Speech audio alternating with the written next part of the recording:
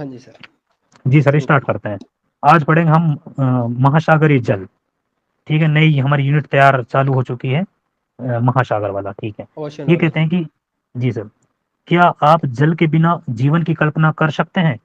कहा जाता है कि जल ही जीवन है। जल पृथ्वी पर रहने वाले सभी प्रकार के जीवों के लिए आवश्यक घटक है। पृथ्वी के जीव सौभाग्यशाली हैं कि यह एक जलीय ग्रह है, अन्यथा हम लोगों का अस्तित्व ही नहीं होता। जल हमारे सौर मंडल का दुर्लभ पदार्थ है। सूर्य अथवा सौर मंडल में अन्यत्र कहीं भी जल नहीं है। सौभाग्य से पृथ्वी पर, धरातल पर जल की प्रचुर मात्रा है, आपूर्ति है। हमारे ग्रह को नीला ग्रह भी कहा जाता है। अब इस पैराग्राफ में सर कुछ भी ऐसा चीज नहीं है जो किसी को समझ नहीं आया होगा, समझ रहे हो? सही है फिर सर। फिर भी किसी को कुछ लगेगा तो पूछ लेगा, क्योंकि मुझे नहीं लगता इसमें। अब ये नॉर्मल नीला ग्रह, यहाँ पे पानी मिलता है, बात खत्म। ये सौभाग्य की बात है बस। नेक्स्ट सर, जो चीज होगी ना, जैसे जहां से क्वेश्चन आ रहा है उसको थोड़ा सा हम एक्सप्लेन जरूर करेंगे अच्छे से। अब बात करता है जलीय चक्र। एक चक्र बनेगा एक किस काम तरीके करना से? ना, जी एक सर। काम करना आप है ना, उसको स्पष्टीकरण देने से पहले ना आप उसके बारे में एक शब्द बोल देना कि इस चीज को अंडरलाइन कर लो। आपको हाँ जब हाँ महत्वपूर्ण लगे तो आप ये कह देना कि यहाँ अंडरलाइन करो हाँ इसे, सर, ठीक है चाहे ठीक है, कोई हाँ करे ताकि। या न करे। ठीक है सर, ओके। हाँ, ठीक है, क्योंकि इसमें जो स्पष्टीकरण तो जी सर, पूरा ग्राफ पढ़ेंगे ना तब देंगे स्पष्टीकरण तो। सही बात है सर, सही बात है। हाँ। तो इस जो पहला पैराग्राफ पढ़ा उसमें एक तो नीला ग्रह और एक, हम्म बस ये नीला ग्रह वाला आप कर सकते हो कि अब हम इस प्लेनेट को कहा जाता है। ठीक है, अब कहते हैं कि जलीय चक्र। जल एक चक्रीय संसाधन है जिसका प्रयोग एवं पुनः प्रयोग किया जा सकता है। अतः जल एक चक्र के रूप में महासागर से धरातल पर और धरातल से महासागर तक पहुंचता है। जलीय चक्र पृथ्वी पर, इनके नीचे वे पृथ्वी के ऊपर वायुमंडल में जल के संचलन की व्याख्या करता है। जलीय चक्र करोड़ों वर्षों से कार्यरत है और पृथ्वी पर सभी प्रकार का जीवन इसी पर निर्भर करता है। वायु के बाद जल पृथ्वी पर जीवन के मतलब अस्तित्व के लिए सबसे आवश्यक तत्व है। पृथ्वी पर जल का वितरण असमान है। बहुत से क्षेत्रों में जल की प्रचुरता है, जबकि बहुत से क्षेत्रों में यह सीमित मात्रा में उपलब्ध है। जलीय चक्र पृथ्वी के जलमंडल में विभिन्न रूपों में, अर्थात गैस में, तरल में, ठोस में जल का परिसंचरण है। इसका संबंध महासागरों, वायुमंडल, भूपृष्ठ, अधे स्तर और जीवों के बीच जल के सतत आदान प्रदान से है। ये चीज यहां तक होगी। इसमें थोड़ा मोटा मोटा कहा कि जल का चक्र है भाई। समुद्र से पानी स्थल पाएगा, स्थल से वापस नदियों के माध्यम से समुद्र में चला, एक चक्र बन रहा है बादलों के हाँ, माध्यम से। चक्कर बस बन रहा है। इतना ही दे रखा है। इसमें से कोई क्वेश्चन ऐसा नहीं बन रहा जिसको आप नहीं कर पाओगे। क्वेश्चन बन रहा है, कुछ नहीं है। ठीक है, अब इस थोड़ा चित्र को देख रहे हैं, थोड़ा सा चित्र को मैं समझा देता हूँ क्योंकि बीच में आ गया हमारे एनसीईआरटी के जो बुक में। इसमें दे रखा है, एक साइड समुद्र महासागर दे रखा है, एक साइड मैदान पे पर्वत दे रखे हैं।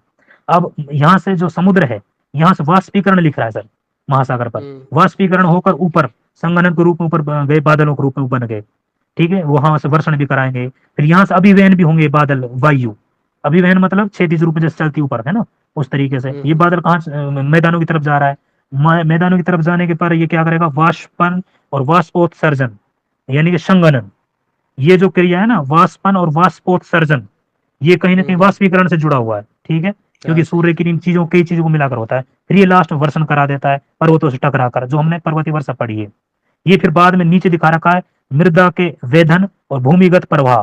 कुछ जो पानी रिस के कहाँ चला जाता है, भूमि के अंदर भी चला जाता है। कुछ ऊपर से भी प्रवाह है, यहाँ मैदानों पे लिख रहा है तीर लगा के प्रवाह, कि जो नदियों के माध्यम से वापस महासागर में आ जाता है। एक चक्र है जो पानी लास्ट में कहाँ चला जाता है, नदियों के माध्यम से सागरों में, और सागर से फिर वाष्पीकरण होगा, फिर ऐसे बादल बनेंगे, बादल के बाद फिर बरसेंगे, फिर नदियों के माध्यम से वो पानी। एक चक्र है, उस चक्र की बात कही गई पहले। जी सर, अब हम पढ़ेंगे नेक्स्ट, एक सारणी दे रखी है 13.1, जल चक्र के घटक एवं प्रक्रिया। जल एक चक्र की बात कर रहे हैं, उसके घटक कौन कौन से हैं और ये प्रक्रिया क्या क्या है। इसमें घटक कौन कौन से हैं और इसकी प्रक्रिया क्या है। जैसे ये कह रहा है कि महासागर में संग्रहित जल, जो महासागर में जल है वो क्या होगा, वाष्पीकरण होगा, वाष्पोत्सर्जन होगा और ऊर्ध्वपातन होगा। अब ऊर्ध्वपातन मैं आपको पहले बता चुका हूँ, एक बार इसको कंप्लीट होने दो फिर मैं आपको और अच्छे से बताऊंगा। सेकंड बताता है वायुमंडल में जल, यानी वायुमंडल में जो जल है किस माध्यम से हो सकता है, संघनन के माध्यम से हो सकता है, वर्षण के माध्यम से हो सकता है। ठीक है, एक नेक्स्ट दे रखा है इसने, हिम एवं बर्फ के पानी का संग्रहण। हिम एवं बर्फ में पानी का संग्रहण कैसे होता है। हिम पिघलने पर नदी नालों के रूप में वो बहता है, वो पानी प्रक्रिया बता रहा है कि पहले किस रूप में है, वो किस तरीके से वहां महासागरों तक पहुंच रहा है कोई भी चीज।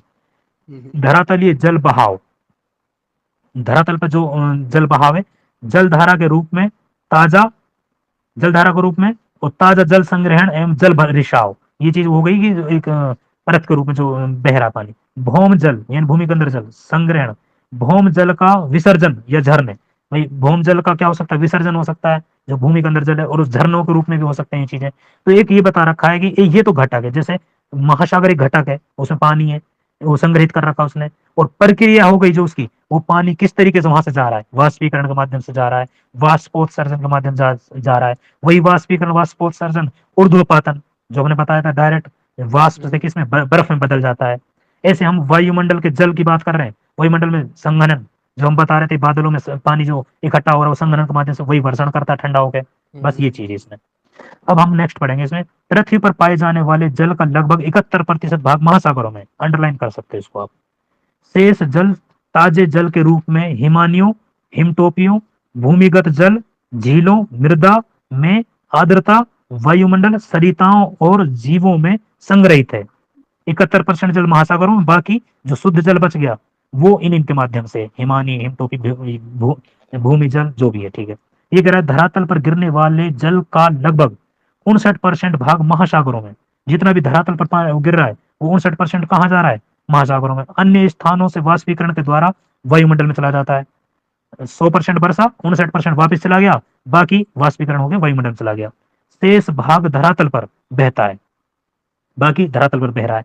कुछ भूमि में, अच्छा इसको आप, ये फैक्ट है, इसको अंडरलाइन कर सकते हो कि धरातल पर गिरने वाला जो जल है बरसात के माध्यम से, उसका कितना प्रतिशत भाग महासागरों में है, और कितना वाष्पीकरण उसके बाद में जो बचा हुआ है वो वाष्पीकरण के माध्यम से, ठीक है। कुछ भूमि में रिस जाता है, अंदर चला जाता है, और कुछ भाग हिमनद का रूप ले लेता है।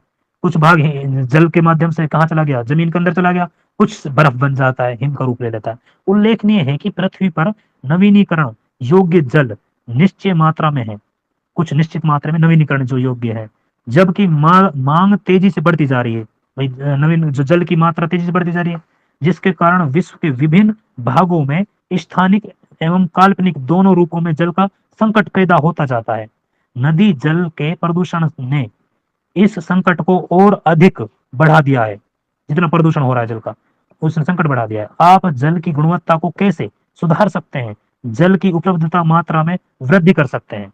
अब इस पूरे पैराग्राफ में जो मोटी मोटी चीजें आई हैं, भाई महासागरों में जो जल है वो कितना परसेंट है, 71% हमने पढ़ लिया जी सर। उसके बाद में ये कह रहा है कि जितना भी धरातल पर जो पानी है ना, जो जितना भी धरातल पर जितना गिरने वाला पानी, गिरने मतलब बरसात के माध्यम से वो जो पानी आ रहा है, उसका लगभग 59% जो भाग है वो महासागरों में जा रहा है।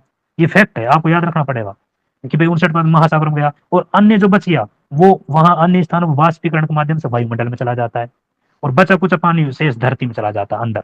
ये पानी का एक चक्र हो गया, इस तरीके से कहा वापिस महासागरों से कैसा आ रहा है। जो ऊपर शब्द हमने पढ़े, वाष्पीकरण पढ़ लिया, ऊर्ध्वपातन, संघनन, वर्षण, ये पहले हम समझा चुके हैं। अब पढ़ेंगे हम महासागरीय अधस्थल का उच्चावच। जितने भी महासागर में जो महासागर तल है, अंदर वाला तल है, उस पर जो उच्चावच बने हुए हैं, महासागर की तली की बात कर रहे हैं हम, वो लेके हम तट से लेकर अंदर की जितनी भी तली है कंप्लीट, उसकी उच्चावचों को पढ़ेंगे हम, ठीक है। महासागर पृथ्वी की बाहरी परत, महासागर की पृथ्वी की बाहर की परत वृहद गर्तों से में स्थित है। कहां पर स्थित है, वृहद गर्तों में। किसकी बात कर रहा है, महासागरीय पृथ्वी की बाहरी परत की। जितना महासागर की जो बाहर की परत है उसमें कहीं ना कहीं वो हम देखते हैं गर्तों को, इसका क्रम भी बताएंगे आगे। इस खंड में हम पृथ्वी के महासागरीय बेसिनों की प्रकृति एवं उनकी भू आकृति का अध्ययन करेंगे। इसमें वही महासागर बेसिनों के बारे में पढ़ेंगे इस अध्याय में, ठीक है। ये कहते हैं कि महाद्वीपों के विपरीत महासागर एक दूसरे से इतने स्वाभाविक ढंग से विलय हो गए हैं। महाद्वीप के विपरीत जो महासागर है वो एक दूसरे से ऐसे, मतलब स्वाभाविक रूप से ऐसे विलय हो गए एक दूसरे में कि उनका सीमांकन करना कठिन हो गया है कि कहां से महाद्वीप चालू, कहां से महासागर, इस तरीके से। भूगोलविदों ने पृथ्वी पर महासागरीय भागों को 5 महासागरों में विभाजित किया है। जितने महासागर 5 भागों में, कौन कौन से हैं, उनके नाम है प्रशांत महासागर, अटलांटिक महासागर, हिंद महासागर, दक्षिण महासागर और आर्कटिक महासागर। दक्षिण महासागर के बारे में आप थोड़ा सा बता दूं हल्का सा, कि जहां अंटार्कटिका है उससे जस्ट ऊपर का जो पानी है जो हमारी तरफ आएंगे, तो ये लगा वो आसपास का, अंटार्कटिका का आसपास का जो जल है वो उसको बोलते हैं दक्षिण महासागर। बाकी आप जानते हो सबको। अनेक समुद्र, खाड़ियां, गल्फ, अन्य निवेशिकाएं इन 5 बड़े महासागरों के भाग हैं। इनमें और जैसे कुछ गल्फ हैं, कुछ खाड़ियां हैं, कुछ भाग, इसके बारे में हम पढ़ेंगे। ये कहता है कि महासागरीय अधः स्थल का प्रमुख भाग समुद्र तल, कहाँ की बात कर रहा है, जो महासागरीय अधः तल मतलब उस तल की बात कर रहा है, उसका प्रमुख समुद्र तल के नीचे 3 से 6 किलोमीटर के बीच पाया जाता है। ये आपको यहाँ खड़ा है, इस पे आपको ध्यान रखना पड़ेगा। और एक सेकंड सर, ये आपको ध्यान रखना पड़ेगा, फैक्ट है, ठीक है, कि भाई 3 से 6 किलोमीटर के जो ये स्थलाकृतिक जितनी भी होंगी समुद्र के अंदर, ठीक है। ये बात करता है कि महासागरों के जल के नीचे की भूमि, कहाँ की बात कर रहे हैं, महासागरों के जल के नीचे की भूमि, उस तली की बात कर रहे हैं, अर्थात महासागरों के अधेस्थल। अधेस्थल का मतलब समझो आप तली की बात कर रहे हैं, जो भी जहां वो तली है, भूमि पर पाए जाने वाले लक्षणों की अपेक्षा जटिल है। एक तो भूमि पे पाए जाने वाले जो स्थलाकृति उनकी अपेक्षा ये जटिल है, क्योंकि वहां हम उनको खोज भी नहीं सकते, तरीके से पता नहीं चलता पानी के अंदर होते हैं, इसलिए विभिन्न प्रकार के लक्षणों को प्रदर्शित करती है। 13.2 चित्र में देखेंगे हम, महासागरों की तली में विश्व की सबसे बड़ी पर्वत श्रृंखला, सबसे गहरे गर्त एवं सबसे बड़े मैदान होने के कारण ये उबड़ खाबड़ होते हैं। महाद्वीपों पर पाए जाने वाले लक्षणों की तरह ये लक्षण भी विवर्तनिक, ज्वालामुखी और निक्षेप की क्रियाओं से बनते हैं। ये कह रहे हैं कि जो महासागर की तली में जितनी भी स्थलाकृतिक बनी हुई है ना, उनका भी कहीं ना कहीं मुख्य कारण, जैसे हम ऊपर भी पढ़ते हैं ऐसे नीचे पढ़ेंगे समुद्र के अंदर, की विवर्तनिक घटनाएं, जितनी भी जो पृथ्वी के अंदर जितनी घटनाएं हो रही है उनको विवर्तनिक बोलते हैं, प्लेटों के माध्यम से होती है जो। फिर कह रहा है ज्वालामुखी, भाई नीचे से ज्वालामुखी भी आ रहा है, उसके माध्यम से भी स्थलाकृतिक बनती है, जैसे हम कटक की बात करेंगे। फिर निक्षेप की बात करेंगे, वहां भी कहीं ना कहीं समुद्र का पानी उसको कटाव और निक्षेप करेगा, कहीं ना कहीं परिवहन परिवहन भी होगा, तो वो चीजें हैं। तो इसमें ऐसी कोई चीज नहीं खास, लेकिन आपको एक जो आंकड़ा दिया गया था कि जो समुद्र तल के नीचे 3 से 6 किलोमीटर के बीच पाया जाता है, इसका जो अधेश तल है, मतलब इसका तल की बात करें, ये ज्यादा इंपॉर्टेंट चीज है इसमें। और चीज आप नॉर्मल आप सब देख सकते हो। अब पढ़ेंगे हम महासागरीय अधेश तल का विभाजन, जो हम तली पर जो विभाजन करेंगे, भाई कौन सी स्थलाकृति कैसी है, किस माध्यम में किस रूप में पाई जाती है। महासागरीय अधस्थल को 4 भागों में बांटा जा सकता है। कौन कौन से हैं वो भाग? महासागरीय शेल्फ, इसका मतलब आप समझ गए, वो महासागरीय जो तट होता है वो। महाद्वीपीय, हाँ जी महाद्वीपीय, सर, जी सर, सॉरी, महाद्वीपीय शेल्फ। महाद्वीपीय शेल्फ, हाँ।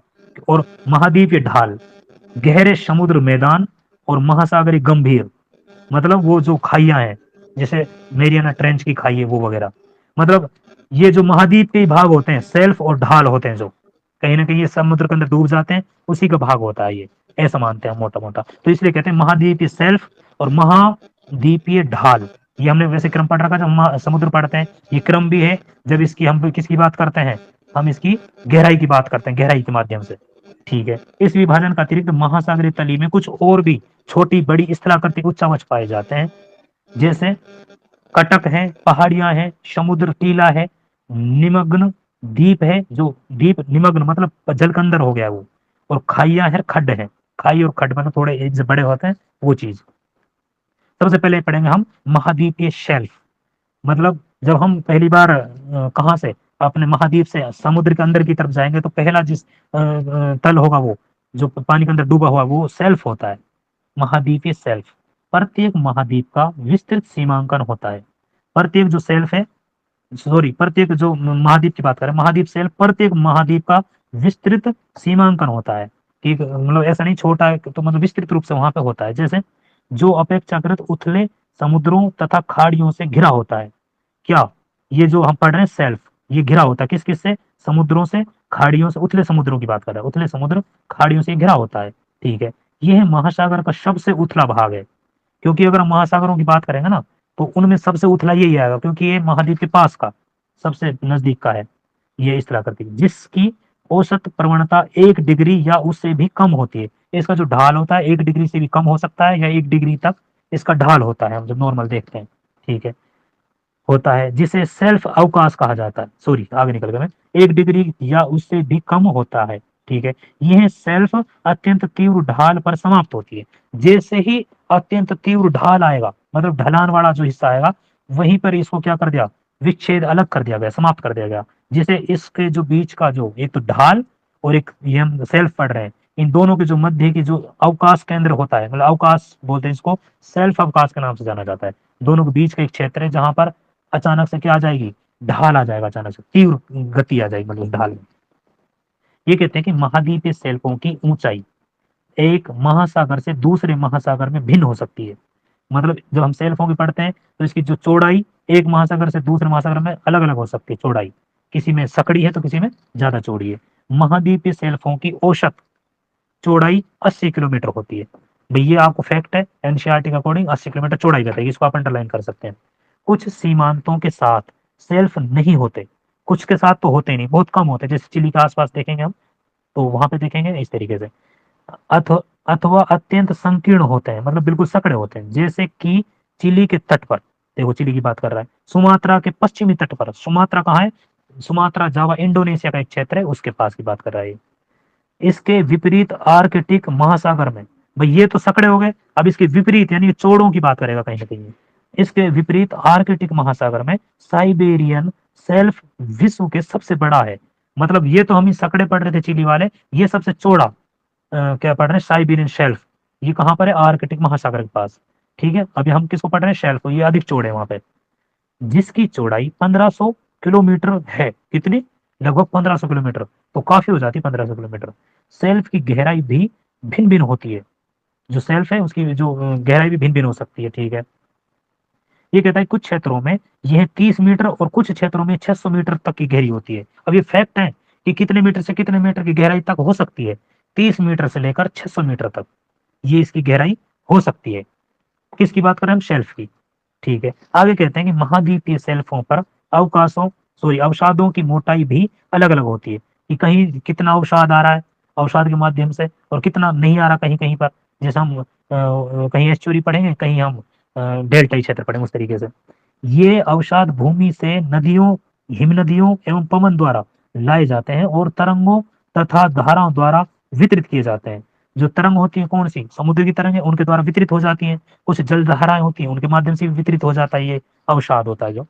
महाद्वीपीय शेल्फों पर लंबे समय तक प्राप्त स्थूल तल छटी अवसाद जीवाश्मी ईंधनों के स्रोत बनते हैं। वहां पे लंबे टाइम के बाद में उस तल छट क्षेत्र में कहीं ना कहीं जीवाश्म और ईंधन के रूप में हम देखते हैं। कई बार हम तटों पर देखते हैं जो हमारे प्राकृतिक जैसे मान ले पेट्रोल वगैरह, इन चीजों की भी खोज बहुत होती है, तो वहां पे मिल जाते हैं चीज।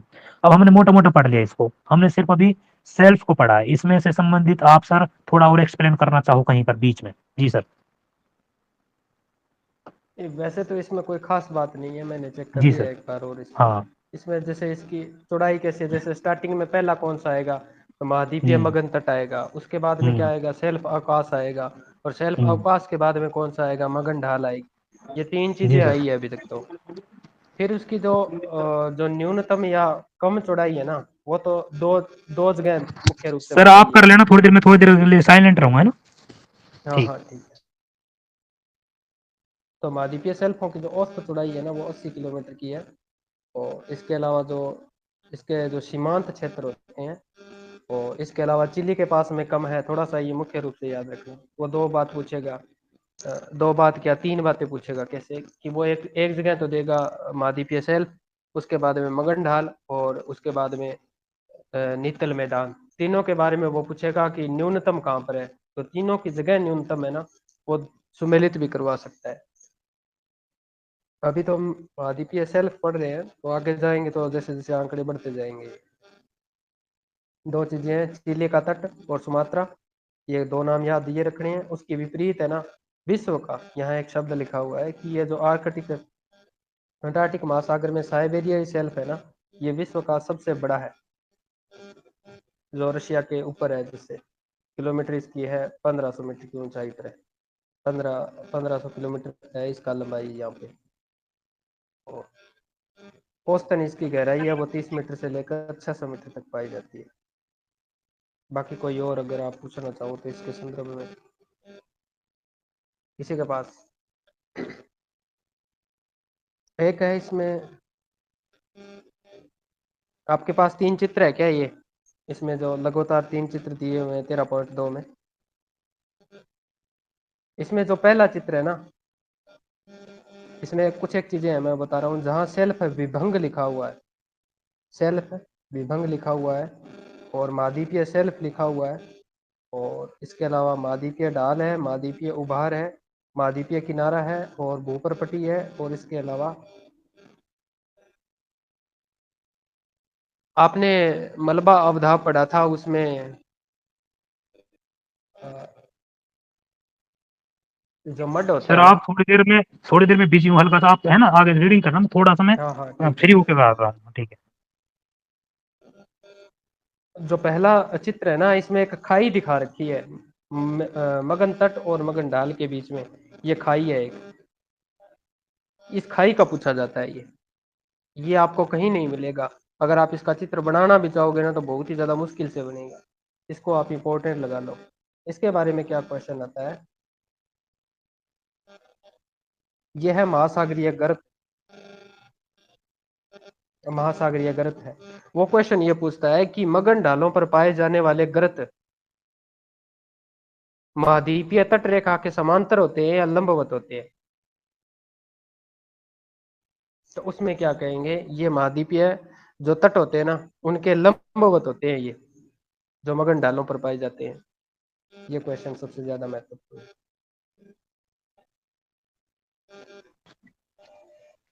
बाकी दो वाले तो है, वो आगे जैसे आएंगे चित्र आएंगे तो उसके हिसाब से पढ़ते रहेंगे। उसके बाद में महाद्वीपीय ढाल। और मगन तटों की जो औसत औसत ढाल प्रवणता थी वो कितनी थी कि 1 डिग्री से कम है वो। अधिकतम तो 1 डिग्री है, इसके अलावा वो 1 डिग्री से कम है। उसके बाद में है महाद्वीपीय ढाल। दोनों अच्छा के जी, साथ में शब्द। हाँ जी। जिससे पूछा हुआ था, हमारे से पूछा हुआ था हाँ, तो 1 डिग्री से कम, तो 1 डिग्री मतलब 3 डिग्री था ऑप्शन में। हम्म। तो 1 डिग्री से लेकर 3 डिग्री और 1 डिग्री से लेकर 1 डिग्री से कम आया हुआ था ए- हमारे से। तो उत्तर उसका 1 डिग्री से कम होना चाहिए। हाँ सर, 1 डिग्री कम माना था, कि कुछ मान हाँ रहे थे एक कि डिग्री एक से डिग्री होता है डायरेक्ट, बट लेकिन एनसीईआरटी के अकॉर्डिंग उसे 1 डिग्री से कम मानता है, क्योंकि हम हाँ जैसे एक एनसीईआरटी अकॉर्डिंग। 1 डिग्री पे तो कितना होता है, जैसे आप प्रकार की सहायता से 1 डिग्री का कोण बनाओगे ना, तो वो बिल्कुल है ना, वो धरातल पे जो आधार रेखा है ना, बिल्कुल उसके पास पास चलेगी। इतना का है बस, थोड़ा सा डाल, इतना भी ज्यादा नहीं है। तो इस कारण से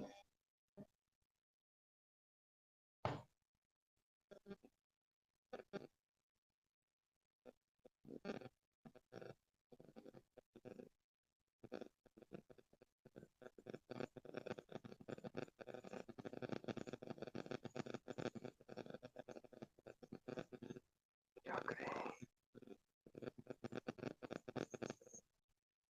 उसके बाद में है महाद्वीपीय ढाल। महाद्वीपीय ढाल होती है ना, वो महासागरीय बेसिन। इसके साथ में दो शब्द लिखे हुए हैं ना, महाद्वीपीय और महासागरीय, तो वो उनका थोड़ा ध्यान रखना। वो उसको ये भी कह सकता है महासागरीय ढाल। असल में वो महासागरीय ढाल नहीं होती है, वो महाद्वीपीय ढाल होती है, क्योंकि ये महाद्वीपों का ही हिस्सा है ये। महाद्वीपीय ढाल महासागरीय बेसिनों और महाद्वीपीय सेल्फ को जोड़ती है। इसकी शुरुआत वहां होती है जहां महाद्वीपीय सेल्फ की तली, जो महाद्वीपीय सेल्फ अभी हमने पढ़ा है, महाद्वीपीय सेल्फ की तली तीव्र ढाल में परिवर्तित हो जाती है। ढाल वाले प्रदेश की प्रवणता देखो, इसमें 1 से कम थी उसमें, और इसमें क्या है, 2 से लेकर 5 डिग्री तक के बीच की होती है। थोड़ा सा ये ध्यान रखना, यहाँ पर एकदम गहराई है और जो ढाल है वो बढ़ जाती है, 2 से लेकर 5 डिग्री के बीच होती है। 2 भी हो सकती है, 3 भी हो सकती है, 4 भी हो सकती है, कई कई महासागरों में 5 तक भी होती है। तो ढाल वाले प्रदेशों की गहराई, जो महाद्वीपीय ढाल वाले प्रदेशों की जो गहराई है ना, वो 200 मीटर से लेकर 3000 मीटर तक की होती है, यानी कि 200 मीटर से लेकर 3 किलोमीटर तक होती है, उसके बीच होती है। और ढाल का किनारा होता है ना, वो महाद्वीपों के समाप्ति को इंगित करता है। इस ढाल का जो किनारा होता है वो महाद्वीपों को इंगित करता है, समाप्ति को। इसी प्रदेश में कैनियन और गंभीर खड़ व खाइयां पाई जाती है। थोड़ा सा अंडरलाइन कर देना इस चीज को। कई बार क्या होते हैं, हम कैनियन को पढ़ लेते हैं, निचल मैदानों में पढ़ लेते हैं, तो थोड़ा सा ध्यान रखना, ये इसके जस्ट समाप्ति के बाद में ही शुरू होते हैं।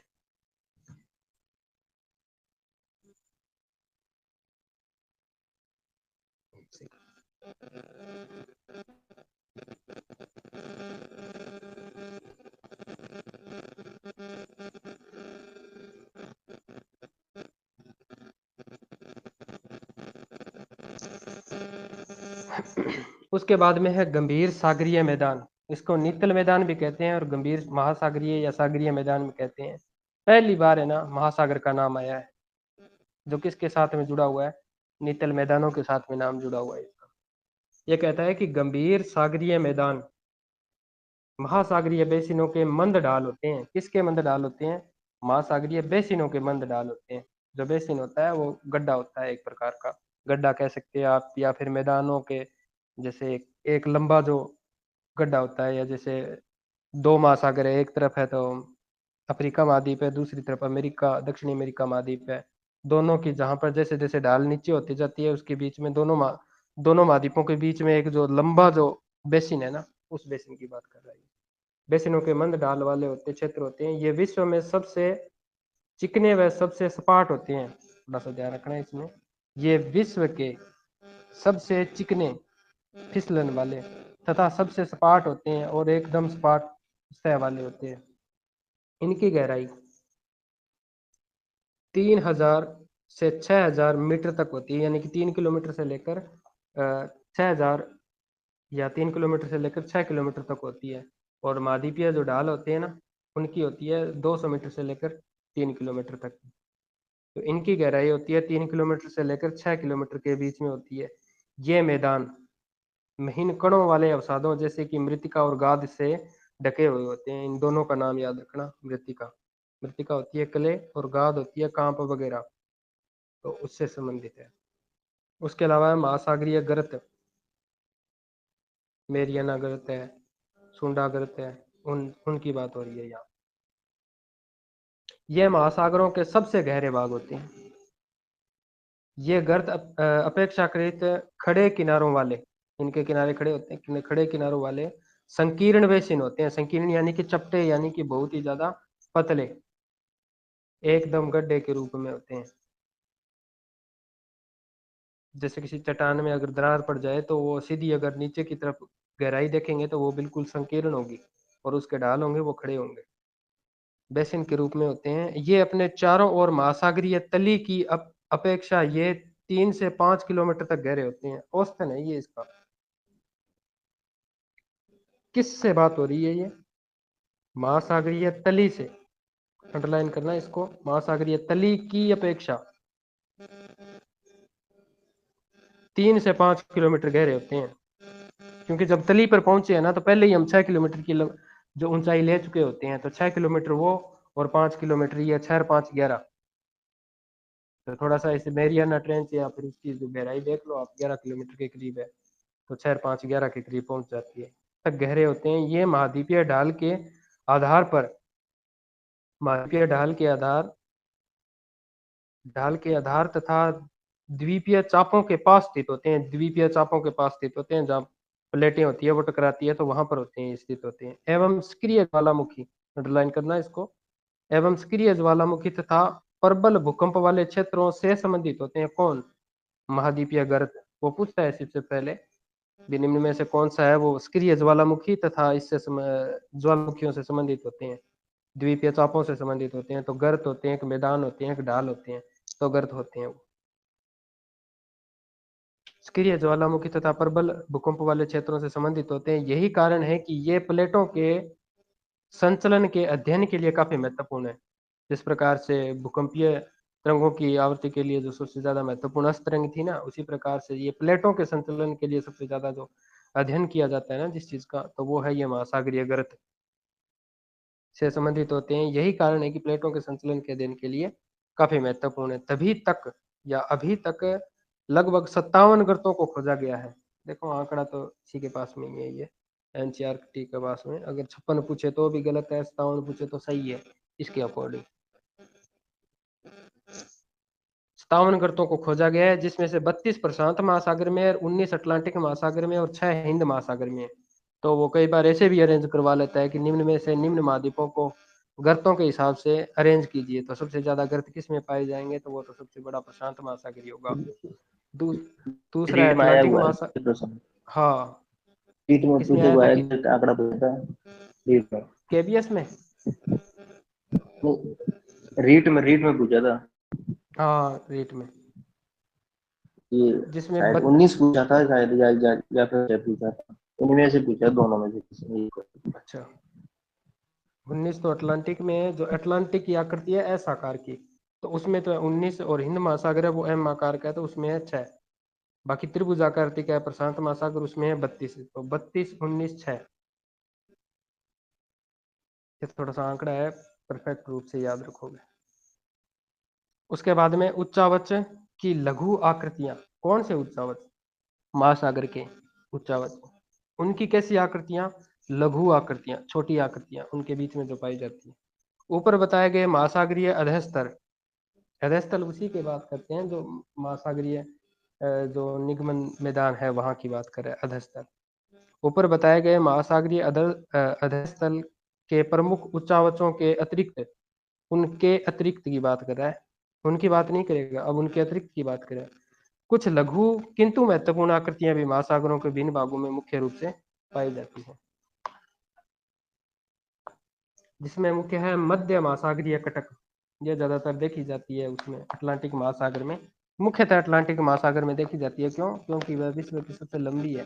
परंतु उसके अलावा हिंद महासागर, प्रशांत महासागर, इसके अलावा चारों पांचों महासागरों में भी ये जो मध्य महासागरीय कटक है वो पाई जाती है, छोटी बड़ी जैसी भी है वो।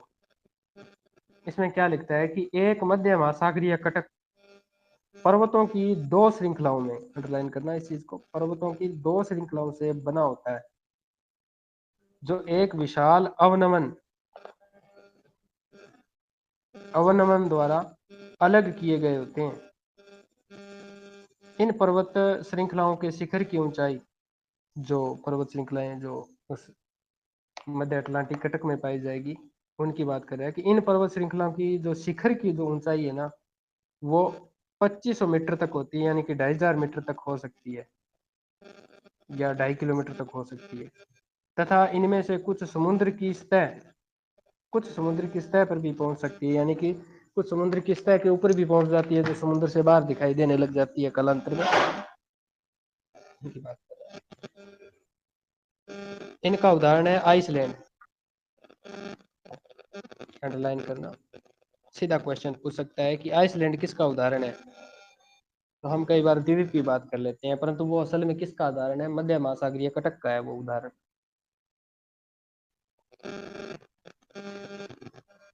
जो मध्य अटलांटिक कटक का ही एक भाग है, इंपॉर्टेंट है आइसलैंड।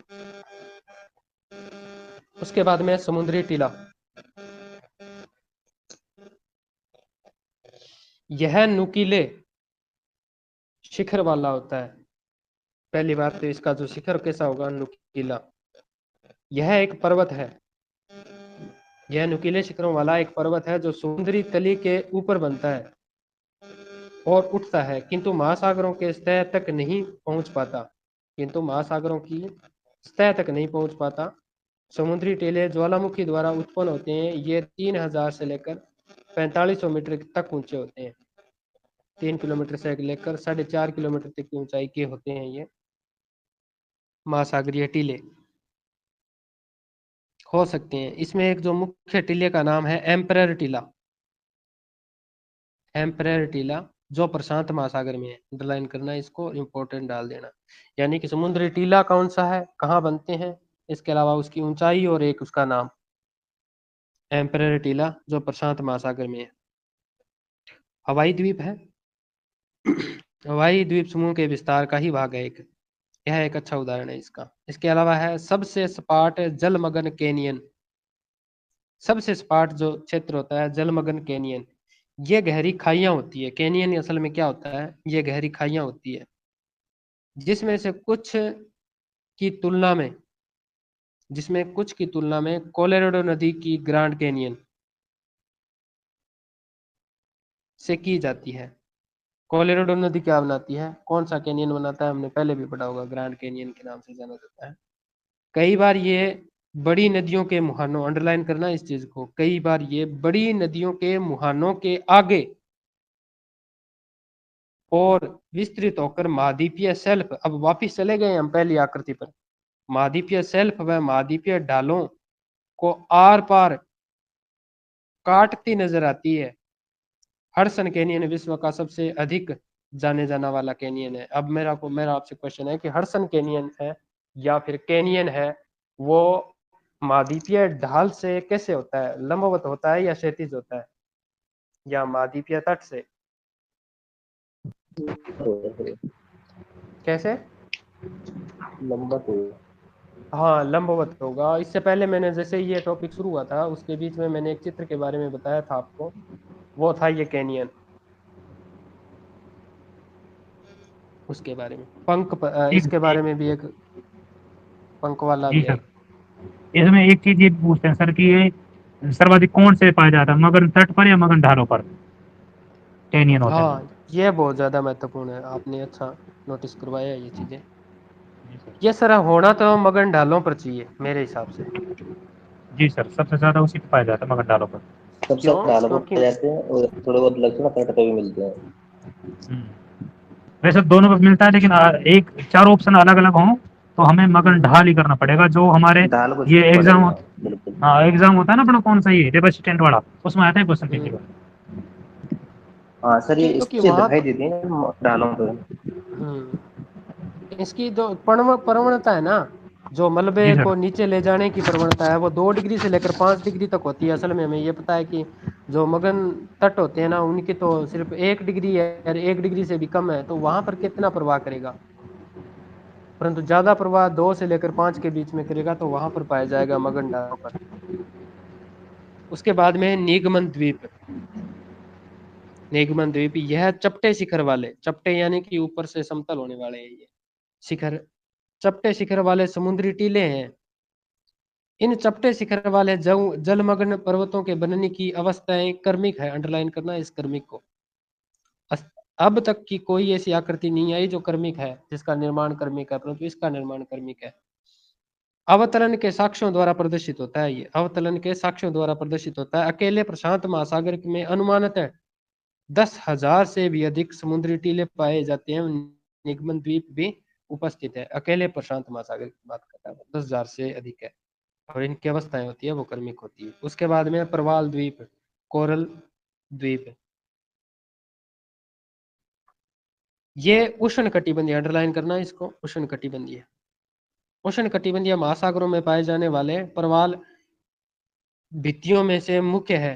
तो अगर आपने ये पूछे कि उष्ण कटिबंधीय क्यों करवाया है, क्योंकि प्रवाल उष्ण कटिबंध में ही पाए जाते हैं, न तो शीत में न शीतोष्ण में, वहां ये जिंदा ही नहीं रह सकते। प्रवालों की भित्तियों से युक्त निम्न आकार के द्वीप होते हैं, जो कि गहरे अवनमन के चारों ओर से घिरे हुए होते हैं। यह समुद्र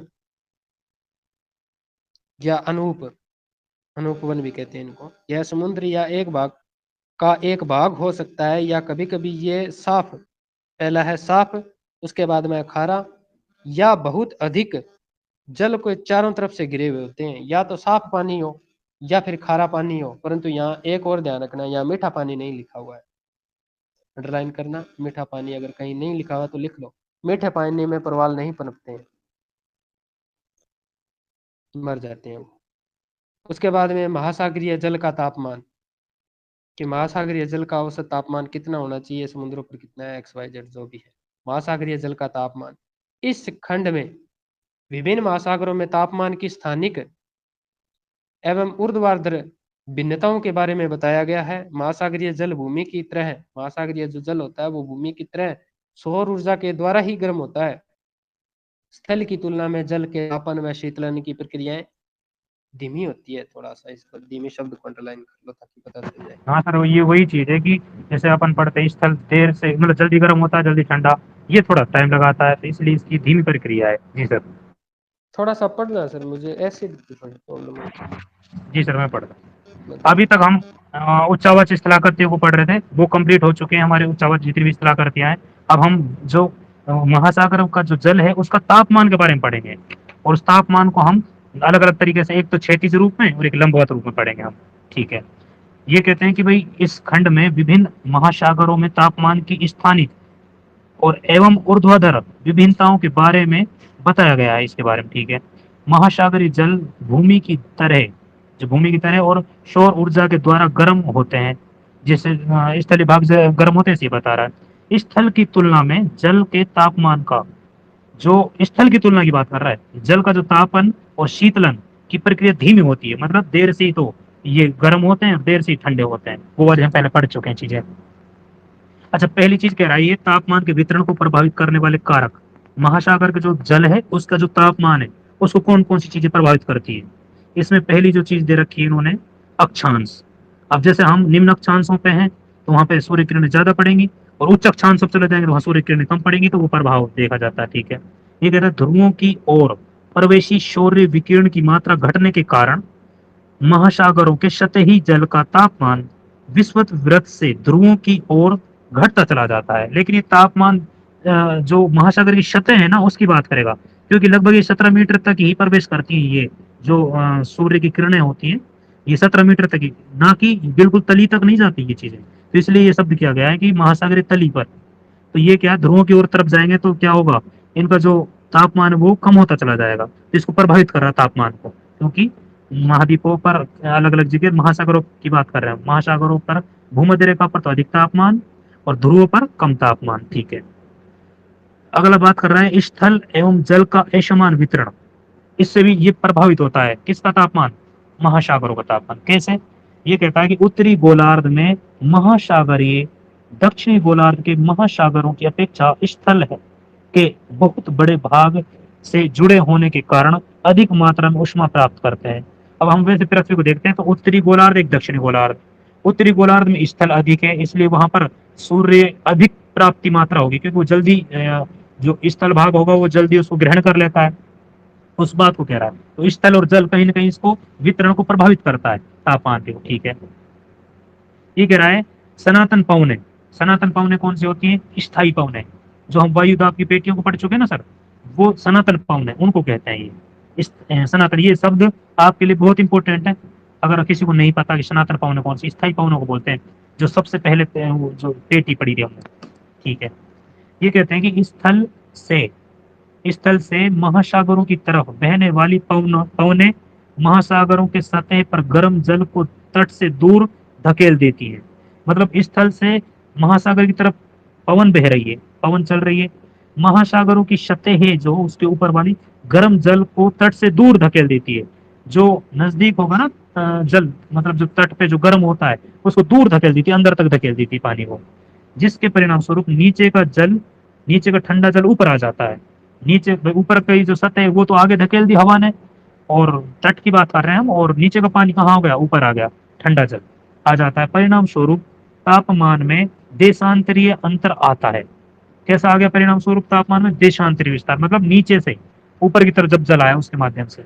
इसके विपरीत अभी तटीय पवने, जो तट के पास की, अभी तटीय मतलब हाँ नजदीकी बात, पवने गर्म जल को तट पर जमा कर देती हैं और इससे तापमान बढ़ जाता है। मतलब एक तो होता है तट की तरफ पवने आ रही है, एक तट से दूर जा रही है। जब तट से दूर जाएंगी पवने, यानी कि स्थल से समुद्र की तरफ जब पवने चल रही थी, जो तट था स्थल भाग के पास का, वहां पर जो जल था वो गर्म था। अब गर्म था तो हवाएं जो स्थल की तरफ से आई तो और उनको अंदर धकेल दिया। वो पवनों के माध्यम से जो उत्तरी जो तल है जल का वो धकेल दिया गया, तो नीचे का जो जल है वो थोड़ा ऊपर आ गया, ठंडा जल, उसके बारे में बात कर रहा है। दूसरी बात कर रहा है अभी तट, जो तट की तरफ को कोई पवन आएगी समुद्र की तरफ से, वो क्या करेगी, इन जो गर्म जल को कहां पर ले आएगी, तट के पास में ले आएगी गर्म जल को। तो इससे ये प्रभावित करता है सनातन पवन है। ठीक है, स्थायी पवनें जो भी चलती है वो भी रही है। ठीक है, ये कहता है कि महासागरीय धाराएं ये भी कहीं ना कहीं तापमान को प्रभावित करती है। मैंने उस टाइम जब हम तापमान को पढ़ रहे थे कि अधिशेष और निम्न शेष, 40 डिग्री उत्तरी अक्षांश, 40 डिग्री दक्षिणी अक्षांश, इसके बीच में हम बात कर रहे हैं अधिशेष था तापमान का, लेकिन ध्रुवों की तरफ कम था। तो मैंने ये कहा था एक तो पवनें काम करती है यहाँ पे तापमान का वितरण के लिए मुख्य रूप से, एक जल धाराएं, ये जल धाराएं किस का तापमान को वितरण का प्रभावित करती है। ठीक है, ये कहता है कि गर्म महासागरीय धाराएं ठंडे क्षेत्रों में तापमान बढ़ा देती है। जैसे हमने उदाहरण दिया था नॉर्वे के, जो वहाँ के जो क्या बोलते हैं उनको, बंदरगाह होते हैं, वहां पर जमना चाहिए वहां का पानी, लेकिन वो क्या हो जाता है, यहाँ से जो जलधारा गर्म पहुंच जाती है तो पानी पिघल जाता है, तो इसलिए वो आवाजाही के लिए उनके लिए दिक्कत नहीं होती। जबकि ठंडी धाराएं गर्म महासागरीय क्षेत्रों से तापमान को घटा देती है। ये ठंडी जो जलधाराएं जो ध्रुव की तरफ से आ रही है, वो जब महासागर गर्म महासागर में जाएंगी तो वहां का तापमान को घटा देंगी, क्योंकि वहां पर क्या है, ठंडी जल धाराओं के माध्यम से ठंडा पानी आ गया, तो वहाँ का तापमान ऑटोमेटिक कम हो जाएगा। जैसे हम बात करते हैं गल्फ स्ट्रीम, कल जल धारा पढ़ेंगे हम आगे इसमें। और गल्फ स्ट्रीम कहाँ पर होती है, ये उत्तरी अमेरिका के पूर्व की तरफ हम देखेंगे, पूर्वी हिस्से पर, फ्लोरिडा के तट के आसपास वहाँ पे। तो ये गल्फ स्ट्रीम जल धारा उत्तरी अमेरिका के पूर्वी तट पर, हाँ, तथा यूरोप के पश्चिमी तट के तापमान को बढ़ा देती है। मैं अभी वही बात कर रहा था ना, नॉर्वे वाली, क्योंकि ये कहाँ से चल रही है, उत्तरी अमेरिका के पूर्व से कहाँ की तरफ चल रही है, ये यूरोप के उत्तर पश्चिम की तरफ चल रही है, प्रवाह के माध्यम से। हम आगे इसमें जल धाराओं को पढ़ेंगे तब और क्लियर हो जाएगी मैप के माध्यम से। जबकि लेब्राडोर, अब लेब्राडोर एक जल धारा ठंडी, ये कहाँ से आती है, ये आती है ग्रीनलैंड और कनाडा के बीच के जो क्षेत्र है ना, वहां से आती है, बेफिन की खाड़ी के आसपास से। लेब्राडोर धारा ठंडी धारा है, उत्तरी अमेरिका के उत्तर पूर्व से, यानी कि उत्तरी अमेरिका पूर्व महाद्वीप की बात कर रहे हैं, यानी कि उत्तर में कौन है, कनाडा, कनाडा देश, उसके उत्तर पूर्व की बात कर रहा है। तट के नजदीक के तापमान को कम कर देती है, मतलब ये ठंडी जल धारा आ रही है वहां पे, तो वहां पे जो पहले थोड़ा बहुत तापमान होगा उसको कम कर देगी। ठीक है, ये सभी कारक महासागरीय धाराओं के तापमान को स्थानिक रूप में प्रभावित करते हैं। जितने भी हम कारक ही पढ़ रहे हैं, ये महासागरीय जो धाराओं के तापमान को क्या कर देती है, प्रभावित कर देती है। निम्न अक्षांशों में स्थित परिवेष्टित समुद्रों का तापमान खुले समुद्रों की अपेक्षा अधिक होता है। अब ये लाइन अंडरलाइन करने की, ये लाइन के रूप में सीधे पूछ लेता है कि निम्न अक्षांशों में, यानी कि हम बात कहाँ की बात कर रहे हैं, कर्क और मकर रेखा के बीच के क्षेत्र की बात कर रहे हैं, उष्णकटिबंधीय की बात कर रहे हैं, निम्न अक्षांशों की। वहां पर स्थित जो परिवेष्टित समुद्रों का तापमान है, जो वहां का समुद्रों का तापमान है, और उसके अलावा जो खुले समुद्रों की अपेक्षा अधिक होता है यहाँ पे क्या तापमान, हम वैसे पढ़ते हैं निम्न अक्षांशों पर क्या होता है, तापमान अधिक होता है। जबकि उच्च अक्षांशों में स्थित जो परिवेष्टित समुद्रों का तापमान खुले समुद्रों की अपेक्षा कम होता है। अब खुले समुद्र की अपेक्षा जो परिवेष्टित मतलब जो छोटे क्षेत्र है वहां कम होता है। अब दोनों विपरीत है। अब ये लाइन जो यहाँ से शुरू हुई है ना और लास्ट तक कहीं ना कहीं कॉन्सेप्ट बता रही है, और ये हमारे एग्जाम में पूछी जा सकती है, तो इस पे हमें थोड़ा जोर देना पड़ेगा। एक बार दोबारा से इस लाइन को बोल देता हूं मैं, निम्न अक्षांशों में स्थित परिवेष्टित मतलब परिवेष्टित समुद्रों का तापमान है, जो मतलब जो कुछ छोटे क्षेत्र हैं खुले क्षेत्रों की अपेक्षा, उसकी बात करें, परिवेष्टित समुद्र का तापमान खुले समुद्रों की अपेक्षा अधिक होता है। तो यहाँ पर खुले समुद्र में नहीं होगा इतना तापमान जितना कहाँ पर छोटे जो ये क्षेत्र होंगे परिवेष्टित क्षेत्र समुद्र को, उनमें अधिक तापमान पाया जाएगा। क्यों, क्योंकि कहाँ की बात कर रहे हैं हम सर, हम बात कर रहे हैं निम्न अक्षांशों की, यहाँ पे सूर्य की प्राप्ति अधिक होती है, और जितना छोटा क्षेत्र होगा इतनी जल्दी वो गर्म भी होगा। तो एक बड़ा महासागर हो एक और एक छोटा हो, तो अधिक गर्म जल्दी कौन सा होगा, जो जैसे पानी कम है जो वो जल्दी गर्म हो जाएगा। तो ये कॉन्सेप्ट है। इसके विपरीत स्थिति कहाँ हो जाएगी, उच्च अक्षांशों पर। तो ये चीज हम अब आपके सामने और आगे थोड़ा पढ़ते हैं। अब ये कहता है कि अभी तक हम पढ़ रहे थे तापमान का कि कौन कौन से प्रभावित करते हैं तापमान को। अब हम पढ़ेंगे तापमान का ऊर्ध्वाधर और एक क्षैतिज। क्षैतिज मतलब होता है जो एक हम पृथ्वी के साथ साथ चलते हैं जो क्षैतिज रूप में, और एक होता है लंबवत या ऊर्ध्वाधर, ऊपर नीचे की तरफ बात करते हैं जब हम। ठीक, इसमें कहता है कि महासागरीय जल की तापीय गहराई का पार्श्व चित्र यह दिखाता है। किसकी बात कर रहे हैं हम, महासागरीय जल की बात कर रहे हैं हम, तापीय गहराई की बात कर रहे हैं, क्योंकि तापमान ये हम कैसे पढ़ रहे हैं, ऊर्ध्वाधर पढ़ रहे हैं अभी, जब हम अंदर की तरफ जाएंगे महासागर में तब। ठीक है, पार्श्विक चित्र यह दिखाता है कि बढ़ती गहराई के साथ ताप कैसे घटता है। मतलब हम अंदर जा रहे हैं भाई, ऊपर की सतह पर तापमान ज्यादा है, नीचे जा रहे हैं तो कहीं ना कहीं तापमान कम हो जाएगा। तो उसको बता रहा है कि नीचे की जब गहराई में जा रहे हैं तो तापमान कैसे कम हो रहा है, उस चीज को बताया भाई। पार्श्विक चित्र मतलब पास वाला चित्र, जो अपने पास में जो चित्र बना हुआ इसकी बात कर रहा है। महासागर के सतही जल एवं गहरी परतों के बीच सीमा क्षेत्र को दर्शाता है। एक तो होता है जो ऊपर का जल होता है जो गर्म होता है, किसके मुकाबले, नीचे के मुकाबले, और एक होता है बिल्कुल नीचे का जल होता है, वो अलग तापमान का होगा, मतलब ठंडा होगा इसके मुकाबले। लेकिन इनके बीच की कोई सीमा होगी जो इन दोनों को अलग करेगी, जहाँ अचानक कोई ना कोई परिवर्तन होगा, उसकी हम बात करेंगे इसमें। यह सीमा समुद्री सतह से लगभग 100 से 400 मीटर नीचे प्रारंभ होती है। अब इस थोड़ा सा इस चित्र को देखो आप हल्का सा, इस चित्र में दे रखा है कि तापमान का कैसा क्रम, आरोही क्रम। ठीक है, अब तापमान पहले कितना था, 20 से 24 के बीच की बता रहा है। कहाँ पर, बिल्कुल हम फर्स्ट मतलब जो ऊपर की परत होती है ना, फर्स्ट परत समुद्र की, उसकी बात कर रहे हैं हम। वहां से हम जब चले 100 लगभग 100 मीटर नीचे गए, 100 मीटर, तो वहां पहली परत में देखो तापमान बिल्कुल स्थिर सा है, कोई दिक्कत नहीं है। 100 मीटर से जैसे ही हम नीचे आए 400 मीटर के लगभग समथिंग, वहां देखो कितना घुमा हुआ है अचानक। और ये लगभग 1000 तक की अगर हम बात करें आगे, 1000 तक भी देखो आप, ये ढाल एक प्रवणता बन रही है ताप की। ये कौन सी परत में बन रही है? सेकंड परत में। जबकि थर्ड परत में आएंगे फिर वो धीरे मतलब घटेगा, लेकिन बहुत उसकी जो गति है ना वो मतलब परिवर्तन निम्न हो जाएगा। मतलब एक तो होता है देखो इसके कितना लिए वो परिवर्तन। कहते हैं ना, जी वो सर। घटता है घटती दर से। जी सर। तो इसमें जो वो नीचे वाली कंडीशन। जो परत है ना, जी इसमें सर। वो इधर है। हाँ, तापमान में जो गिरावट तो आ रही है, लेकिन वो बहुत धीमी गति से आ रही है नीचे वाली परत में, तीसरी परत की बात कर रहे हैं। फर्स्ट परत में देखो लगभग स्थायी थोड़ा बहुत कम हो रहा है। जो सेकंड परत है ये वेरी इंपॉर्टेंट है। ठीक है। अब आप मोटा मोटा तो इसमें दे रखा है, वैसे अगर हम मैप के हिसाब देखें तो लगभग 100 से लेकर 1000 तक। लेकिन हम मोटा मोटा जो एनसीईआरटी में दे रखा है, सतह में से लगभग 100 से 400 मीटर नीचे ये प्रारंभ हो जाता है। 100 से लेकर 400 लगभग ये प्रारंभ हो जाता है ताप प्रवणता। ठीक है। एवं कई, अब हम परिभाषा पढ़ रहे हैं, एवं कई सौ मीटर नीचे तक का नीचे तक जाती है ये चीज। ठीक है। धारा 13.3 में वह सीमा क्षेत्र जहां तापमान में तीव्र गिरावट आती है उसको क्या कहते हैं? उसको कहते हैं ताप प्रवणता या थर्मोक्लाइन कहा जाता है। ये वेरी इंपॉर्टेंट लाइन है, इसको आप अंडरलाइन कर लो कि जो हम समुद्र के अंदर जब जाएंगे उसमें अचानक तीव्र गति से जो तापमान में गिरावट आएगी, उस जो सीमा क्षेत्र होगा उसको क्या कहेंगे? उसको हम कहेंगे थर्मोक्लाइन, ताप प्रवणता। अचानक से जब परिवर्तन आया, ये चित्र के माध्यम बता रहा है ये चीज।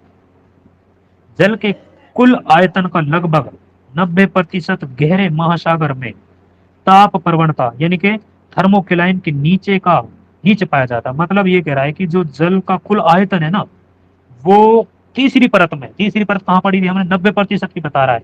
ये कहाँ की बात कर रहा है? जो ये ताप प्रवणता थर्मोक्लाइन जो हमने परत पड़ी है ना, इसके नीचे का जो भाग है वो लगभग पूरे समुद्र का आयतन का 90% नीचे वाला। लेकिन हम तो ऊपर की बात कर रहे थे अभी। ठीक है। इस क्षेत्र में तापमान 0 डिग्री सेल्सियस पहुंच जाता है। मतलब जब हम नीचे जाएंगे, तीसरी परत की बात कर रहे हैं, तो तापमान कहाँ तक पहुंच जाएगा? 0 डिग्री तक पहुंच जाएगा। इस चित्र में भी आप देख सकते हो धीरे धीरे जो घटता जा रहा है, और ऊपर ऊपर शुरू में तापमान दे रखा है, देखो लास्ट में 0 की तरफ जा रहा है धीरे धीरे, तो 0 डिग्री सेल्सियस तक भी पहुंच जाता है। यानी कि समुद्र की हम जब तली में अंदर जाएंगे ना, तो वहां पे बहुत ठंडा होगा क्या? जल।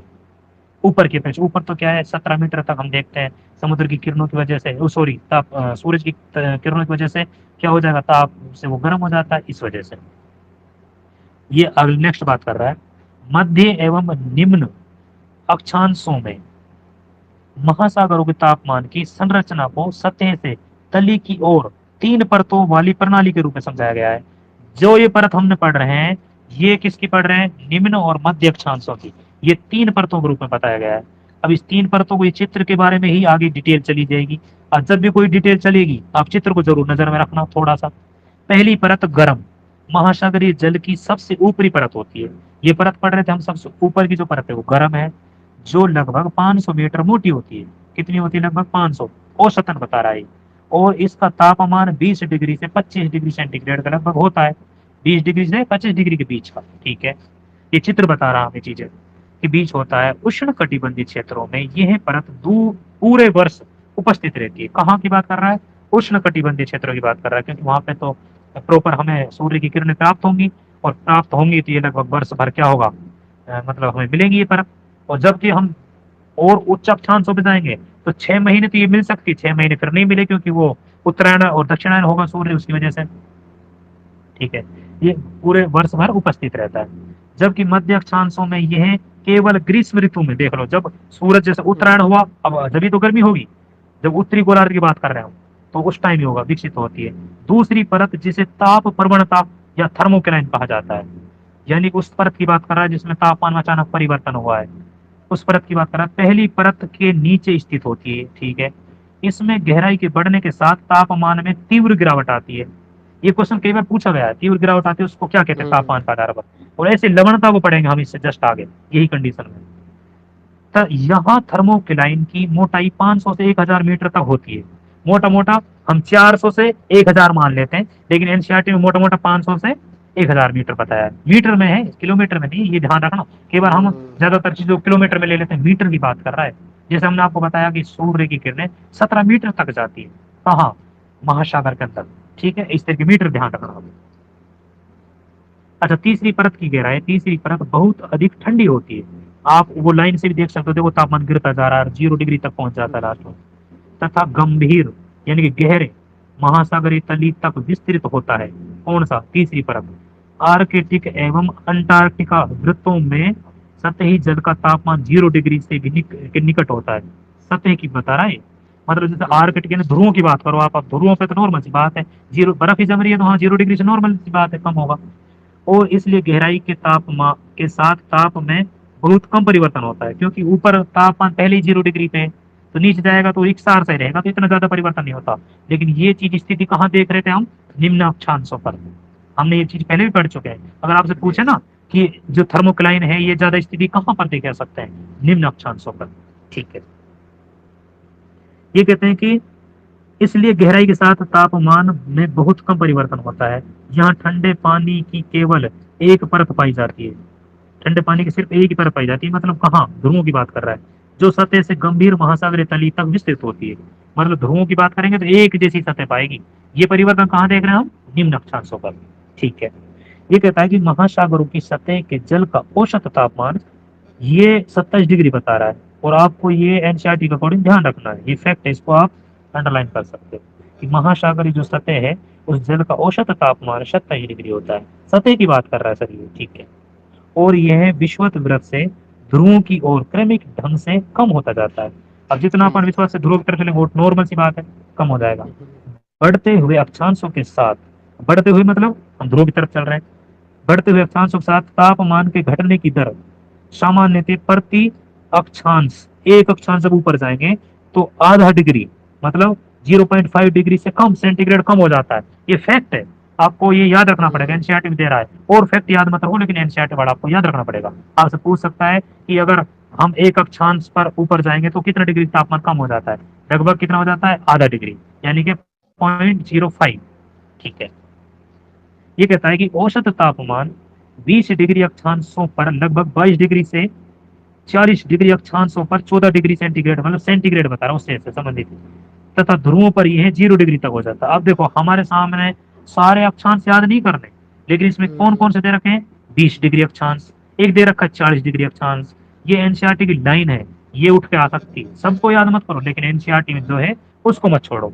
जैसे ये करा 20 डिग्री पर कितना होता है? 22 डिग्री, और 40 पर कितना होता है? धीरे धीरे कम हो जाएगा, 14 डिग्री। ये फैक्ट है, ठीक है। और ध्रुवों पर कैसा होगा? 0। ठीक है, उत्तरी इसमें एक और गोलार्ध भी के, उल्टा पूछ सकता है। जी सर, उल्टा एक और भी आ जाता है ना कि कितने डिग्री अक्षांश पर जो औसत पृथ्वी के कुल यानी कि महासागरों के औसत तापमान का आधा हो जाता है। जी सर। अब औसत तो अपना कितना है? औसत हम जो पृथ्वी का 27 है। 27 बता रहे 27 हैं सर, उसका उसका मतलब 14 के लगभग अब आसपास ही पूछ रहा है। अब इसका मतलब अब 14 14 अपने डायरेक्ट 40 दे रखा करोगे है। जी सर, बिल्कुल, दे वेरी रखा गुड, है। बहुत अच्छा क्वेश्चन, बहुत अच्छा क्वेश्चन। ठीक है, ठीक है। तो वो बुरी बुरी ध्रुवों के प्रशंसा नहीं करोगे क्या? नहीं सर, आ रहा है, अब लास्ट में हम यही काम के लिए बैठे हैं। मैं यही तो कहा था, इन एनसीईआरटी होने के बाद हम आपकी बहुत तारीफ करके जाएंगे, ऐसे नहीं जाएंगे, छोड़ेंगे नहीं आपको, क्योंकि मैं इसलिए उनका पढ़ रहा क्या? हूँ क्योंकि, जी सर, अब ये फायदा होता है, जैसे अब आप एक एक शब्द पे मैं पढ़ रहा हूँ, लेकिन जो बीच में जो चीजें रह रही हैं उनको आप बीच बीच में से इंडिकेट करोगे तो कहीं ना कहीं वो चीजें और उभर कर आ जाएंगी, क्योंकि मेरा ध्यान ज्यादा पढ़ने पर उसको समझाने पे है, थोड़ा थोड़ा सा है। ठीक है, ठीक है सर। ये ध्रुव पर कैसे हो जाएगा? लेकिन एक बार सर की तारीफ हो जाए यार बीच में क्योंकि हमारे सर, क्योंकि बहुत मेहनत करते हैं। भाई हमारी तरफ से सभी आपके लिए करते हैं सर। 10 में से 10 सर। सर वैसे नहीं सर, कई बार क्या होता है, वैसे तो कहते हैं कि आपकी बहुत बहुत प्रशंसा करते हैं, पर कई बार क्या होता है वो शब्दों का तालमेल बिठाकर वो कहते हैं कि हम आपकी बुरी बुरी प्रशंसा करते हैं। तो वो बात कर रहा हूँ कि बुरी बुरी प्रशंसा है क्या ये? नहीं, वो लास्ट में देखेंगे सर, स्पेशल करेंगे आज हम्म, आपकी तारीफ जरूर। ठीक है, जी कोई सर, बात नहीं ये, जी सर, ये कह रहे हैं कि उत्तरी गोलार्ध के महासागरों का तापमान, अच्छा मैं जो लाइन पढ़ रहा हूँ ना आप उसको अपने माइंड में रखना, मैं कहाँ की बात कर रहा हूँ, क्योंकि मैं समझाऊं तो बहुत अच्छी बात है, नहीं समझाऊं तो आपको समझ में आ रहा होगा कि हाँ ये कहाँ की बात कर रहा है। जैसे ये कह रहा है उत्तरी गोलार्ध के महासागरों का तापमान दक्षिणी गोलार्ध की अपेक्षा अधिक होता है। अब देखो मेरी बात समझना, जहाँ पानी कम होगा वो जल्दी गर्म होगा, और जो पानी ज्यादा होगा वो बहुत टाइम लगाएगा। मैंने आपको बताया उत्तरी गोलार्ध में पानी कम है तो जल्दी गर्म हो जाता है, तो उत्तरी जो गोलार्ध का तापमान है, मतलब समुद्र का जल का, वो दक्षिण की अपेक्षा अधिक तापमान होता है वहां पे उत्तरी गोलार्ध में। ये कॉन्सेप्चुअल चीजें हैं, अगर आपका कॉन्सेप्ट है तो आप क्वेश्चन कभी गलत नहीं करोगे। ठीक है, ये कहता है कि उच्चतम तापमान विषुवत वृत्त पर नहीं बल्कि, हम कई बार पहले भी कह सके हैं कि जो विषुवत वृत्त, विषुवत रेखा की बात करें, वहां अधिक तापमान नहीं होता, ये अयन रेखीय भागों का लगभग होगा। इसके पीछे रीजन बादल वाला और वो कई चीजें हैं जो, ठीक है। उच्चतम तापमान विषुवत वृत्त पर नहीं बल्कि इसके कुछ उत्तर की तरफ दर्ज किया जाता है, बिल्कुल विषुवत रेखा पर नहीं। जब हम थोड़ा ऊपर चलेंगे ना, मतलब उसी उष्ण कटिबंधीय क्षेत्र में जस्ट ऊपर चलेंगे तो वहां पर अधिक तापमान पाया जाएगा। उत्तरी एवं दक्षिणी गोलार्ध का औसत तापमान क्रम से कितना होता है? अगर स्पेशल उत्तरी गोलार्ध की पूछ ले, स्पेशल दक्षिणी गोलार्ध की पूछ ले, तो उत्तरी गोलार्ध की बात करें तो उसमें औसत तापमान 19 डिग्री है और दक्षिण में 16 डिग्री है। अब इससे भी अंदाजा लग रहा है तापमान ज्यादा कहाँ पर है? उत्तरी गोलार्ध में। क्यों है? क्योंकि वहां समुद्र की जो क्षेत्र है वो कम है और स्थल ज्यादा है, इस वजह से। ये कहता है यह भिन्नता उत्तरी एवं दक्षिणी गोलार्ध में स्थल एवं जल के असमान वितरण के कारण होता है। मतलब मैंने अभी आपको बताया स्थल और जल का असमान वितरण है, इस वजह से कंडीशन हो रही है, ठीक है। औसत कितना है? 27 डिग्री। और उत्तरी गोलार्ध में कितना है? 19 डिग्री। दक्षिण गोलार्ध में कितना है? 16 डिग्री। हम ये कह रहे हैं कि और चीजों को आप छोड़ सकते हो, लेकिन एनसीईआरटी की एक लाइन अपना आप में क्वेश्चन है और आपको एग्जाम में देखने को मिलेगी, ठीक है। चित्र 13.4 में महासागरीय इस सतह के तापमान के स्थानिक प्रारूप को सिखाया गया है। इसमें जो 13.4 को हम देखेंगे आगे, उसमें क्या किया गया है कि तापमान के स्थानिक प्रारूप को समझाया गया, ठीक है। यह तथ्य भली भांति जाना जाता है कि महासागरों का उच्चतम तापमान सदैव उनकी ऊपरी सतह पर होता है। मतलब कह रहा है कि जो महासागर उच्चतम तापमान ऊपरी सतह पर होगा, नॉर्मल सी बात है, क्योंकि वे सूर्य की उष्मा से को प्रत्यक्ष रूप से प्राप्त करते हैं। बिल्कुल राइट बात है। और यह उष्मा महासागरों के निचले भागों में संवहन की प्रक्रिया से पारिषित होती है। अब देखो, जिस प्रकार हमारी वायु गर्म होकर ऊपर उठ रही थी उसको हम संवहन का नाम दे रहे थे, ऐसे ही महासागर की ऊपरी सतह जो पानी गर्म हो जाता है वो कहीं ना कहीं संवहन के माध्यम से नीचे जाता है, तो वो भी संवहन की प्रक्रिया कहलाती है। अब पूछ सकता है कि उष्ण महासागरों में जो नीचे के भागों में संवहन की प्रक्रिया के माध्यम से जो जल होता है वो संवहन होता है या नहीं होता? होता है। परिणाम स्वरूप गहराई के साथ साथ तापमान में कमी आने लगती है, वो हमने पढ़ लिया है। लेकिन तापमान घटने की दर सभी जगह अलग अलग है, दर अलग हो सकती है, कहीं ज्यादा घट रहा है फिर धीरे धीरे कम घट रहा है, वो वाली बात कर रहा है।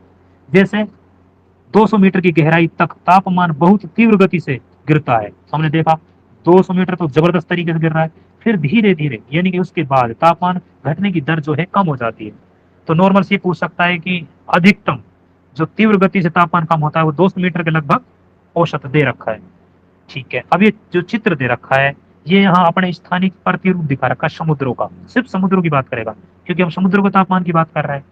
अब आप इसमें आप आराम से देख सकते हो कहाँ पर कितना डिग्री का है तापमान। उत्तरी गोलार्ध में देखो, दक्षिणी गोलार्ध में देखो, ज्यादा तापमान उत्तरी गोलार्ध में पाया जाएगा। महासागरों की बात कर रहे हैं हम, तो एक मोटा मोटा सा ये चीज समझा रखिए। इसके बारे में अगर किसी को कोई चीज पूछनी है, जाननी हो तो आप पूछ सकते हो, कोई दिक्कत नहीं है। अब मैं आगे चलता हूँ।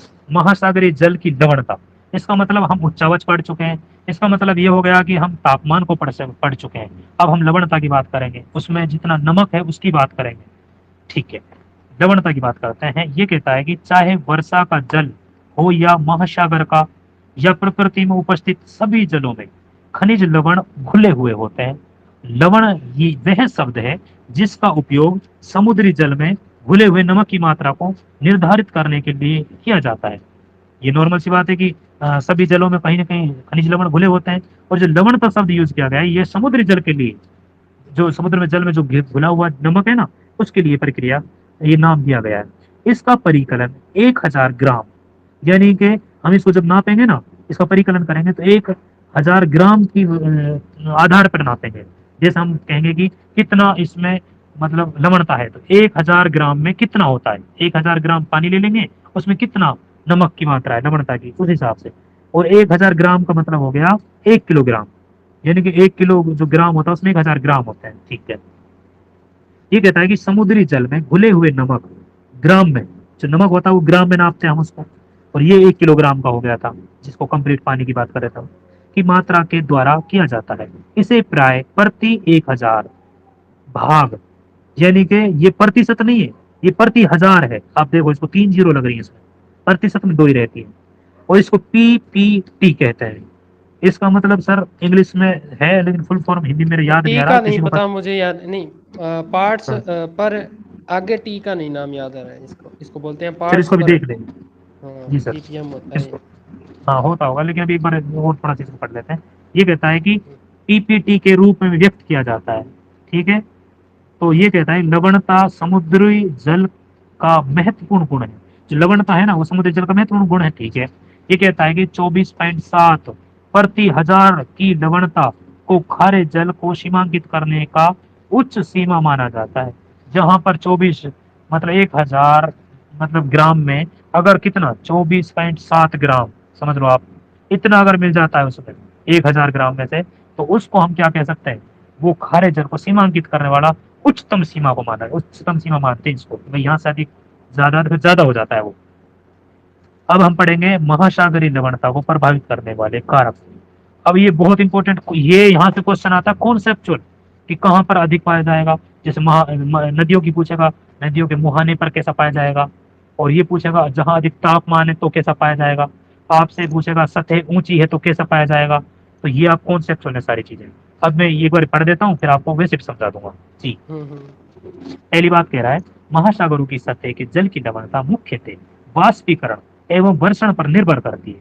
अब इसको समझते रहना बीच बीच में। ये कह रहा है कि वाष्पीकरण और वर्षण पर निर्भर करती है क्या, लवणता। इसका मतलब हुआ कि अगर वाष्पीकरण ज्यादा हो गया, मतलब पानी उड़ चुका है वहां से समुद्र से, तो अब क्या बच गया, लवण बच गया। तो लवणता की मात्रा अधिक पाई जाएगी ना, क्योंकि वाष्पीकरण से क्या उड़ गया पानी, क्या बच गया, नमक बच गया।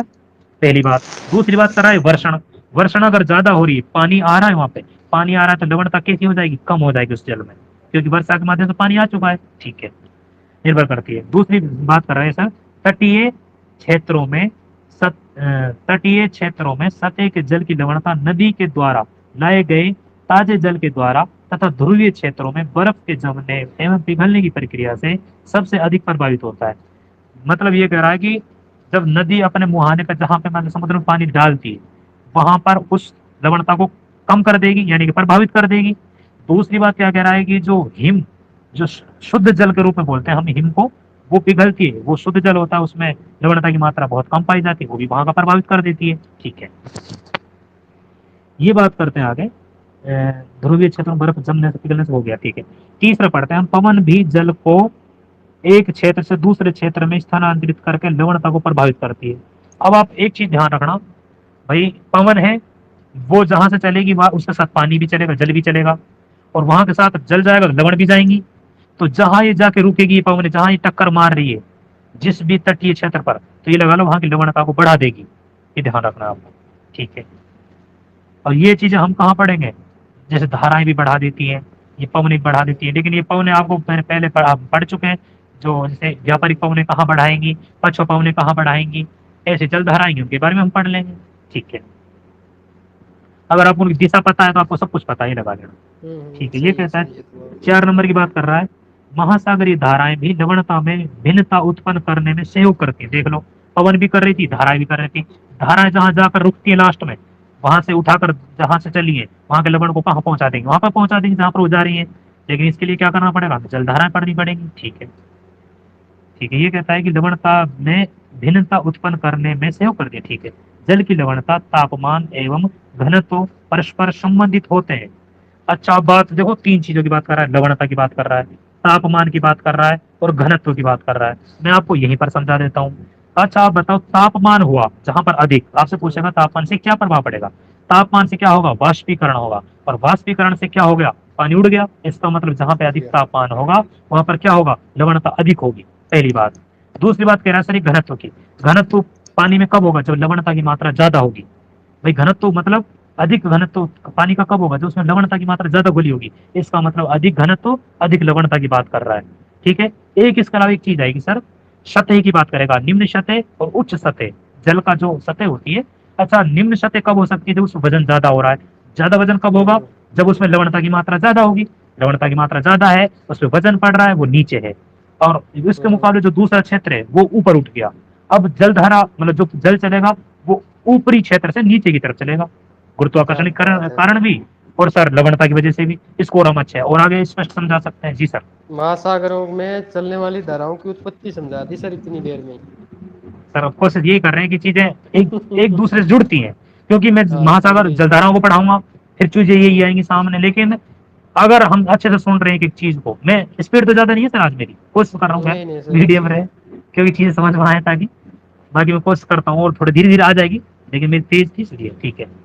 इसलिए तापमान अथवा घनत्व में किसी भी प्रकार का परिवर्तन किसी क्षेत्र की लवणता को प्रभावित करता है। आपसे कभी भी क्वेश्चन हो सकता है तापमान क्या प्रभावित करता है, अगर आपको कॉन्सेप्ट अच्छा है तो आपको रटने की जरूरत ही नहीं है, ठीक है।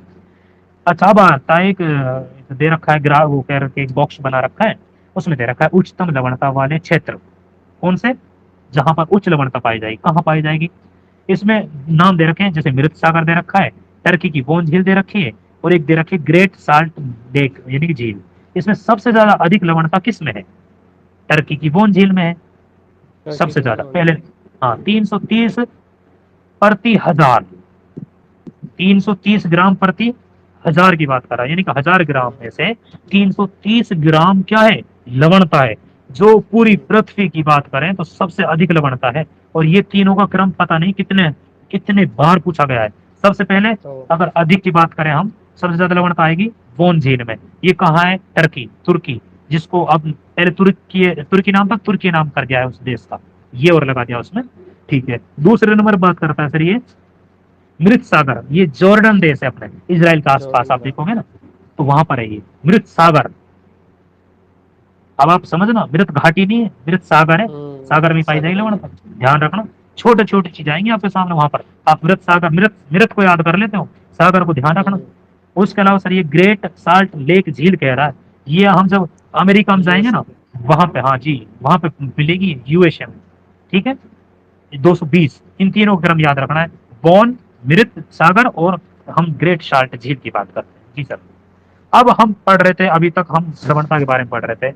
अब लवणता को हम दो तरीके से पढ़ेंगे, क्योंकि हम हर चीज को लगभग दो तरीके से पढ़ता है, एक ऊर्ध्वाधर और एक क्षैतिज। अब आपको ये बताने की जरूरत नहीं है क्षैतिज क्या होता है, आपको ये बताने की जरूरत नहीं है लंबवत या ऊर्ध्वाधर क्या होता है, आप समझदार हो, मुझे ज्यादा समझदार हो इसलिए।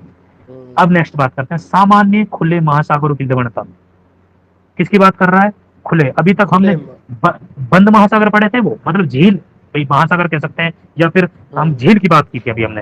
अब हमें से बात कर रहे हैं खुले। ये टर्की वाली झील है ना, ये बंदी जी सर, क्षेत्र, जी सर, दोनों दोनों तरफ है वो स्थल भाग है, और जब जैसे स्थल भाग हाँ ज्यादा गर्म होता है तो वो डबल प्रभाव डालने शुरू कर देता है। जी सर। और आपसे क्वेश्चन एक कॉन्सेप्चुअल ये भी पूछेगा, मतलब बंद महासागर में ज्यादा तापमान पाया जाएगा या खुले में, ये आपसे पूछा जाएगा। और इसको मैं अभी क्लियर कराऊंगा आपके सामने, एक बार आप थोड़ा सा और पढ़े मेरे साथ, ध्यान रखकर। मैं क्वेश्चन बीच में कहीं किसी से पूछ सकता हूँ, ठीक है। ये कह रहा है सामान्य खुले महासागर की लवणता 30 प्रति हजार से 37 प्रति हजार ग्राम के बीच होती है, मतलब प्रति, 33 है ये, सॉरी 33 से 37 प्रति हजार की बात कर रहा है, ठीक है। लवणता कहाँ की बात कर रहा है, खुले महासागरों की। चार, जी सर, चारों तरफ स्थल से घिरे लाल सागर, इसका मतलब बढ़ जाएगा, स्थल से घिर चुका है, और जितना घिरा हुआ रहेगा ना इतनी बढ़ती जाएगी ये चीज, ध्यान रखना। मतलब खुले महासागर में कम पाई जाएगी, और जो इतने घिरे जाएंगे उनसे इसके मुकाबले थोड़ी ज्यादा पाई जाएगी, ठीक है। चारों तरफ से घिरे लाल सागर में यह 41 प्रति हजार होती है। अब आपको ये बताने की जरूरत नहीं लाल सागर है कहाँ पर, अगर आप मतलब ज्योग्राफी के अगर आप स्टूडेंट हो तो आपको जरूर इस बारे में नॉलेज होगी, फिर मैं आपको थोड़ा बता देता हूँ। अफ्रीका के उत्तर पूर्व की बात करते हैं, जहाँ अरब के जस्ट दक्षिण पश्चिम की बात करते हैं, जो सर्कल की बात करता है वो सऊदी अरब देश के जस्ट पश्चिम में, जहां से हम एक नहर को पढ़ेंगे, स्वेज नहर को, ध्यान रख जी सर। वो दोनों को जोड़ रही है कहाँ, भूमध्य सागर और लाल सागर को, और कहीं ना कहीं ये तीनों चीज जुड़ी रहेंगी आपस में। कैसे, मैं बताता हूँ। ये कह रहा है कि सर लाल सागर में ये 41 प्रति हजार तक होती है। इसका मतलब ये हो गया कि जब ऐसे महासागर की बात करेगा ना जो घिरे हुए हैं थोड़े से, वो तो हमने झील पढ़ ली, अगर ऐसे महासागर की बात करेगा तो सबसे अधिक अगर हम बात करें तो लाल सागर की है सर। इसके बाद में हम दूसरे नंबर पढ़ेंगे भूमध्य सागर, तीसरे नंबर पढ़ेंगे फारस की खाड़ी। ये तीनों का ध्यान रखना है, लेकिन अभी हम आगे और पढ़ेंगे इसके बारे में। जबकि आर्कटिक एवं ज्वार नदमुख में कहाँ कहाँ की बात कर रहा है, इसके मुकाबले आर्कटिक की बात कर रहा है, आर्कटिक पे क्या मिलेगी, बर्फ मिलेगी, ठीक है। तथा ज्वार नदमुख में मौसम के अनुसार लवणता 0 से 35 हो जाती है। अब ज्वार नदमुख क्या होता है, एस्चुअरी, जो पानी डायरेक्ट जल समुद्र में गिरता है, ये बताने की जरूरत नहीं, हमने कई बार बता चुके हैं आपको जी सर, ठीक है, ये कहते हैं कि जबकि आर्कटिक एवं ज्वार नदमुख में मौसम के अनुसार लवणता में क्या होता है, 0 से 35 प्रति हजार के बीच पाई जाती है। ठीक है, ये कहता है कि गर्म तथा शुष्क क्षेत्रों में, गर्म की बात कर रहा है, शुष्क की बात कर रहा है, जहां वाष्पीकरण उच्च होता है। अब आपके दिमाग में जाना चाहिए वाष्पीकरण उच्च, इसका मतलब वहां क्या होगा, इसका मतलब वहां पे लवणता अधिक पाई जाएगी। ये कहता है कभी कभी वहां की लवणता 70 प्रति हजार तक पहुंच जाती है। कहां पर, जहां, ये बात कर रहे हैं कि गर्म और शुष्क क्षेत्रों की बात कर रहा है। दो क्षेत्र हैं, किसकी वजह गर्म और से, शुष्क। जी सर, किसकी वजह से, वाष्पीकरण की, क्योंकि वहां तापमान अधिक होगा। कहीं ना कहीं एक चीज से दूसरी चीज रिलेटेड होती है, हम जब ज्योग्राफी को पढ़ते हैं। जी सर, अब पढ़ते हैं हम प्रशांत महासागर के लवण में भिन्नता के प्रमुख, जो मुख्य थे उसके आकार एवं बहुत अधिक क्षेत्रीय विस्तार के कारण उत्तरी गोलार्ध के पश्चिम भागों में लवणता 35 में से कम क्या होते, कम होकर कितनी हो जाती है, 31 हो जाती है। किसकी बात कर रहे हैं हम, उत्तरी प्रशांत की बात कर रहे हैं। ठीक है, किस वजह से हो रही है, ये कह रहा है कि जो विस्तृत क्षेत्र है, जैसे 35 से कितना कम हो जाती है, 31 हो जाती है, क्योंकि आर्कटिक क्षेत्र से क्या हो गया, पिघला हुआ जल आ जाता है। और जब भी बर्फ का पिघला हुआ जल आएगा वो शुद्ध होता है, वो वहां की लवणता को क्या कर देता है, कम कर देता है। ठीक है, इसी प्रकार 15 डिग्री से 20 डिग्री दक्षिणी के भाग पर यह 33 डिग्री तक घट जाता है। कहाँ की बात कर रहा है, 15 से 20 दक्षिण के भाग की बात कर रहा है। जी सर, वहां पर 33 तक होते हैं। फैक्ट है, आपको याद रखने पड़ सकते हैं कि प्रशांत महासागर में अगर फ्रांस को देखकर पूछ लिया या उत्तरी प्रशांत को पूछ रहे हैं, ये चीज है। और इसके बारे में हम थोड़ा सा और डिस्कस करेंगे। ये चित्र आगे दे रखा है, जो इसमें बहुत अच्छी चीज दे रखी है लवणता के बारे में। ये कह रहा है कि अटलांटिक महासागर की औसत लवणता कितनी है, किसकी, अटलांटिक की। ये फैक्ट है, और अटलांटिक अपना पे बहुत बड़ी, मतलब अच्छा क्वेश्चन बनता है यहाँ से, तो पूछता है इसकी औसत कितनी, 36। ठीक है, ये लगभग है। ठीक है, और सर आपकी वो आवाज आ रही है झरड़ झरड़ की। उच्चतम लवणता 15 डिग्री से 20 डिग्री अक्षांश के बीच दर्ज की गई है। मतलब ये कह रहा है कि अटलांटिक महासागर में उच्चतम जो तापमान, जो मतलब ये सॉरी लवणता जो प्राप्त की गई, कहाँ पर, उत्तरी अक्षांशों पर। कौन से अक्षांशों पर, 15 से 20 डिग्री अक्षांशों पर अधिकतम पाया जाता है। और आपको ये अक्षांश भी पूछा जा सकता है, ये भी पूछ सकता है सर आपसे कि ये बताओ लवणता कहाँ अधिक पाई जाएगी, उत्तरी गोलार्ध में या दक्षिणी गोलार्ध में। तो उच्चतम की बात कर रहा है, तो ये वहां की होगी। इसके अलावा अधिकतम लवण 20 डिग्री नॉर्थ एवं 30 डिग्री नॉर्थ तथा दक्षिणी गोलार्ध की बात करेगा, जो ये 20 से 60 डिग्री मतलब वेस्ट की बात कर रहा है, ये नॉर्थ वेस्ट। मतलब ये अभी तो खैर किसको बता रहा है, ये अक्षांश और देशांतर को मिलाकर ही बात कर रहा है। अभी उत्तरी गोलार्ध की बात चल रही है कि बीच पाया जाता है। यह उत्तर की ओर क्रमिक रूप से घटता जाता है, क्योंकि लवणता सबसे ज्यादा कहाँ पाई जाएगी, इसी क्षेत्र में चाहे पाई जाएगी उष्ण कटिबंध, जहाँ तापमान वगैरह अधिक होगा। ध्रुवों की तरफ चलेंगे तो ऑटोमेटिकली कम होता चला जाएगा। ठीक है, ये कह रहा है उच्च अक्षांश में स्थित होने के बावजूद उत्तरी सागर में, कहाँ की बात कर रहा है, उत्तरी सागर। अब आपको ये पता होना चाहिए उत्तरी सागर एक्चुअल में कहाँ है। उत्तरी सागर है, जब हम पढ़ेंगे, ब्रिटेन देखा है ना आपने, ब्रिटेन के जस्ट उत्तर पूर्व में उत्तर सागर, नॉर्थ सी कहते हैं जिसे हम, यानी कि जहां पर जर्मनी और नीदरलैंड और इनके जस्ट पश्चिम में, और हम बात करते हैं इंग्लैंड के पूर्व में। ठीक है, वहां के लगभग है ये। ठीक है, उत्तरी यहाँ एक सागर में। नदी गिरती है ना उत्तरी सागर में, बहुत बड़ी नदी गिरती है एक, सर जो यूरोप वो, का जी सर, आंतरिक जलमार्ग बनाती राइन है। नदी की बात करते हैं। हाँ, वो आंतरिक व्यस्तम नदी भी बोलते हैं, वो परिवहन में भी पढ़ेंगे हम, वो और सब वही और अच्छे रवाना क्लियर। बनाती है। जी सर, ठीक है। अब बात करते हैं हम। ठीक है, ये कहता है कि उच्च अक्षांशों में स्थित होने के बावजूद भी उत्तरी सागर में उत्तरी अटलांटिक प्रवाह के द्वारा लाए गए अधिक लवणता जल के कारण अधिक लवणता पाई जाती है। अब आपसे पूछ सकता है कि जो उत्तरी सागर है बर्फ के आसपास ही है, वहां बर्फ ठीक ठाक मतलब पड़ने लग जाती है, थोड़ा ऊपर जाता है, लेकिन फिर भी वहां अधिक लवणता क्यों है भाई, क्योंकि जब उत्तरी प्रवाह पड़ेंगे ना हम जलधाराओं में, देखो पश्चिम से मतलब उत्तरी अमेरिका के पूर्व की जो जितनी भी लवणता आती है उसको वहां पर लेगी वो धारा, कहाँ पर, उत्तर पश्चिम यूरोप पर। जो हम बता रहे थे ना गर्म जलधारा थी, वो वहां पर लवणता को बढ़ा देती है, इसलिए वहां पर लवण अधिक पाई जाती है। नहीं तो बर्फ तो वहां ठीक है। ठीक है, उसके अलावा कहता है बाल्टिक समुद्र की लवणता कम होती है। अब आपको ये पता रहना चाहिए बाल्टिक सागर एक्चुअल में है कहाँ। अब आप थोड़ा सा नॉर्थ सी के अंदर घुसोगे ना, किस साइड, मतलब स्वीडन फिनलैंड के जस्ट नीचे की तरफ, वहां पर लगभग मैप आपके पास होना चाहिए। अगर आपके पास मैप नहीं है तो आप जरूर रखा करो, क्योंकि कुछ चीजें ऐसी होती है उसी टाइम समझ में आ जाती है। तो बाल्टिक सागर में कैसा होता है, लवणता कम हो जाता है। और जब भी क्वेश्चन आता है हमारे सामने 4 लाइन आती है, और एक लाइन ये भी आती है कि बाल्टिक सागर में जैसे और नाम दे देगा, उनके अपेक्षा लवणता कम पाई जाती है, अधिक तो कम पाई जाती है, क्योंकि वहाँ बर्फ का पानी बहुत मात्रा में आ जाता है। ठीक है, ये कहता है कि क्योंकि इसमें बहुत अधिक मात्रा में नदियों का पानी प्रवेश करता है। भूमध्य सागर की लवणता, अब वो पूरी बात हो चुकी है, भूमध्य सागर पर आ गए हम।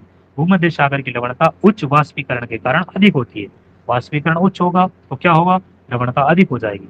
ठीक है, काले सागर की लवणता नदी के द्वारा अधिक मात्रा में लाए जाने वाले जल, ताजे जल के कारण कम हो जाती है। अब काले सागर की क्वेश्चन आता है, कथन कारण में आता है, वो कहता है कि जो काला सागर है उसके पश्चिम और पूर्व से क्वेश्चन उठाता है। वो ये पूछता है कि ये बताओ पश्चिम में अधिक लवणता है या पूर्व में, और क्यों, इससे संबंधित क्वेश्चन बनता है। जब हम देखते हैं काले सागर में, जैसे डेन्यूब है, डॉन है, कुछ ऐसी नदियां हैं शायद कुछ, तो वो हाँ, पश्चिम वो में आकर गिर यूरोपीय जाती है, जर्मनी से आने वाले यहाँ। पश्चिम में आके गिर वो इसके जाती है, तो पश्चिम पश्चिम, जी सर, पश्चिम में आके गिर गई तो वहां का पश्चिम लवणता को कम कर देगी, किसके मुकाबले, पूर्व के मुकाबले। तो ये थोड़ा हम देख लेंगे, कोई दिक्कत नहीं। लवणता नदियों के द्वारा अधिक मात्रा में यहाँ पर मात्रा को कम कर देती है। ठीक है, ये कह रहा है हिंद महासागर, अब अपने इंडिया की तरफ आ चुके हैं हम। हिंद महासागर की औसत लवणता कितनी है, 35 प्रति हजार। ठीक है, ये कहता है बंगाल की खाड़ी में गंगा नदी के जल के मिलने से लवणता की जो प्रवृत्ति है वो कम हो जाती है। जहां भी आप समझ लेना नदी का मुहाना होता है, वहां और के मुकाबले वहां लवणता कम हो जाती है। इसके विपरीत अरब सागर की लवणता उच्च वाष्पीकरण एवं ताजे जल की कमी के कारण वहां पर अधिक होती है। दोनों में से आपसे पूछे ना, अरब सागर और बंगाल की खाड़ी, तापमान या फिर आपसे लवणता के बारे में, सॉरी लवणता के बारे में पूछेगा स्पेशल, जब हम लवणता पढ़ रहे हैं अभी, तो ज्यादा लवणता कहाँ पाई जाएगी, अरब सागर में। क्यों पाई जाएगी, क्योंकि वहाँ वाष्पीकरण भी अधिक है और ताजा जल भी कम पहुंच रहा है। इसके मुकाबले बंगाल की खाड़ी में जाएंगे, नदियां बहुत सारी गिर रही है, और जब पानी ज्यादा आ रहा है तो लवणता ऑटोमेटिक कम हो गई। ठीक है, एक तो ब्रह्मपुत्र हो गई, एक गंगा हो गई, और इसके अलावा कावेरी, गोदावरी, और इसके अलावा उड़ीसा वाली कम से कम 40-50 नदियां हैं, वो जैसे राजस्थान की है। जितनी भी नदियां हैं वो सारी गिर रही है, परंतु पश्चिम में जो अरब सागर है ना, वहाँ पे 2-3 ही मुख्य है। एक तो सिंधु नदी है, इसके जी अलावा सर। पाकिस्तान की तरफ से, इसके अलावा दामोदर नदी है, तापी नदी है, ये है बस 2-3, इस कारण से वहाँ कम है। ठीक है सर, अब हम पढ़ते हैं, ये चित्र दे रखा है कि इसको हम लास्ट में पढ़ेंगे, क्योंकि हम ये अभी क्षैतिज पढ़ा है हमने, ऊर्ध्वाधर लवणता नहीं पढ़ा। जैसे हमने हाँ, सही तापमान बात। ऊर्ध्वाधर, जब नीचे गए थे हम समुद्र के अंदर, तो एक बार थोड़ा सा एक गोता यहाँ भी मार आते हैं। चलो ठीक है, ये कहते हैं गहराई के साथ लवणता में परिवर्तन आता है। ठीक है, लेकिन इसमें परिवर्तन समुद्र की स्थिति पर निर्भर करता है। सतह की लवणता जल के बर्फ या वाष्प के रूप में परिवर्तित हो जाने के कारण वहां का तापमान बढ़ जाती है लवणता। जैसे ऊपर का मैंने आपको बताया था, वाष्पीकरण बहुत इंपॉर्टेंट है और तापमान भी बहुत इंपॉर्टेंट है, उसकी वजह से वहां बढ़ जाता है। ताजे जल के मिलने से घट जाती है लवणता। ठीक है, और जैसा कि नदी के द्वारा होता है, भाई वहां पानी आ गया तो वो नॉर्मल हम कॉन्सेप्ट पढ़ चुके हैं। लेकिन अब गहराई की बात कर रहे हैं, गहराई में लवणता लगभग नियत होती है, मतलब नियमित रूप से, इस तरीके से बता रहा है, क्योंकि वहां किसी भी प्रकार से पानी का ह्रास या नमक की मात्रा में वृद्धि नहीं होती। ये कह रहा है जब हम पानी के नीचे अंदर गहराई में ज्यादा चले जाएंगे तो वहां पे क्या है, समान रूप से पाई जाएगी, क्योंकि वहां परिवर्तन तो हो ही नहीं रहा, ना तापमान का प्रभाव पड़ रहा, ना ताजे जल का प्रभाव पड़ रहा, बहुत सारे जो हमने कारक पड़े वो कोई प्रभाव नहीं पड़ रहा। ठीक है, ये कहता है कि महासागरों के सतही क्षेत्रों एवं गहरे क्षेत्रों के बीच लवणता में अंतर स्पष्ट होता है। कैसे स्पष्ट होगा, क्योंकि ऊपर देखेंगे तो लवणता अधिक पाई जाएगी, नीचे जाएंगे तो क्या होगा उसके बारे में हम पढ़ेंगे। ये कहता है कि कम लवणता वाला जल उच्च लवणता वाले जल घनत्व वाले जल के ऊपर स्थित होता है। फिर देखना इस लाइन को, ये लाइन वेरी इंपॉर्टेंट है कॉन्सेप्ट के हिसाब से भी और ये लाइन उठाने के हिसाब से भी। कम लवणता वाला जल, जिसमें कम लवणता है, उच्च लवणता एवं घनत्व, मतलब उच्च घनत्व और उच्च लवणता वो एक साथ मैंने आपको कहा था। ठीक है, वाले जल के ऊपर स्थित होता है, मतलब जो कम लवणता वाला जल है ना वो ऊपर स्थित होगा। ठीक है, ये कह रहा है कम लवणता वाला जल उच्च लवणता के ऊपर होगा, मतलब यह उच्च घनत्व वाला के ऊपर होगा। तो इन दोनों में से मैंने आपको उस टाइम बताया था, अगर कम घनत्व है तो वो ऊपर रहेगा और अधिक घनत्व तो नीचे रहेगा। ये मैं आपको कॉन्सेप्ट समझा चुका हूँ। ठीक है, ये कहता है कि लवणता सामान्य गहराई के साथ बढ़ती जाती है। लवणता कैसे, सामान्यतः गहराई के साथ जाएंगे तो बढ़ती जाएगी, क्योंकि लवणता होगी इसीलिए तो वो थोड़ी वजन होगा थोड़ा नीचे हो जाएगी उस हिसाब से। ठीक है, तथा एक स्पष्ट क्षेत्र जिसे हेलोक्लाइन कहा गया है। आपसे पूछेगा हेलोक्लाइन किससे संबंधित है, लवणता से। जो इसके जैसे हमने वो पढ़ा ना ताप के लिए, मतलब ताप लवणता के लिए थर्मोक्लाइन पढ़ा था, ये हेलोक्लाइन है। ठीक है, लाइन लगेगी दोनों में, इसमें भी लाइन लग रही है, उसमें भी लाइन लग रही है, उस वो तापमान के लिए लग रही थी, लवणता के लिए हेलोक्लाइन। ठीक है, में यह तीव्रता से बढ़ती है। ठीक है, किसमें? हेलोक्लाइन। हेलोक्लाइन जैसे वहां पढ़ा था ना हमने, वो तापमान अचानक बढ़ा था, ऐसे वहां क्या बढ़ेगा? घन वो लवणता बढ़ेगी, लवणता जी ऐसे सर, थोड़ा स्पष्ट अभी करेंगे करो सर। सर। जी सर, अभी इसको पूरा हो जाना हो, जस्ट थोड़ा सा। लवणता समुद्री जल के घनत्व को प्रभावित करती है। कौन करती है? लवणता है जो समुद्री जल के घनत्व को प्रभावित करती है। मैं सारी चीजों को पहले पढ़ा चुका हूं, एक बार फिर ओवरव्यू लूंगा कि जो घनत्व को कैसे बढ़ा, मतलब प्रभावित कर रहा है, इसको समुद्री जल को प्रभावित करता है। महासागरीय जल के स्तरीकरण को प्रभावित करता है, उसके स्तर को, कहीं ऊपर है जल, कहीं नीचे है। कौन की किसकी वजह से? लवणता की वजह से। यदि अन्य कारक स्थिर है, कौन से कारक? अन्य कारक, जो और कारक लगेंगे ना इसमें, वो कारक कैसे हैं? स्थिर रखने पड़ेंगे। तब कोई भी हम चीज, जैसे हम पहले भी पढ़ चुके हैं, तो अन्य कारक स्थिर ही रखने पड़ते हैं जब हम एक चीज को पढ़ते हैं। ये हमारा एक नियम भी है, सिद्धांत भी है, हर तरीके से हम देखते हैं। ठीक है, ये कहता है कि लवणता उसके घनत्व को बढ़ा देती है, यानी कि यदि अन्य कारक स्थिर रहे तो समुद्री जल की बढ़ती लवणता उसके घनत्व को बढ़ा देती है। अगर और अन्य कारकों को हम क्या रखेंगे? स्थिर रखेंगे।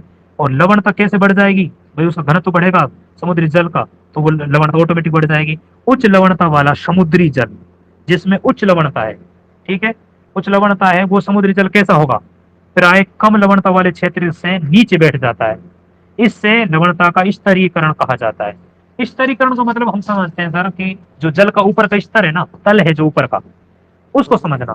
मैंने आपको देखो तीन चीज बताई थी, तापमान पढ़ाया था, मैंने आपको वाष्पीकरण बताया था, मैंने आपको क्या बताया था? मैंने घनत्व बताया था। तीनों चीजों को पढ़ते हैं एक साथ दोबारा।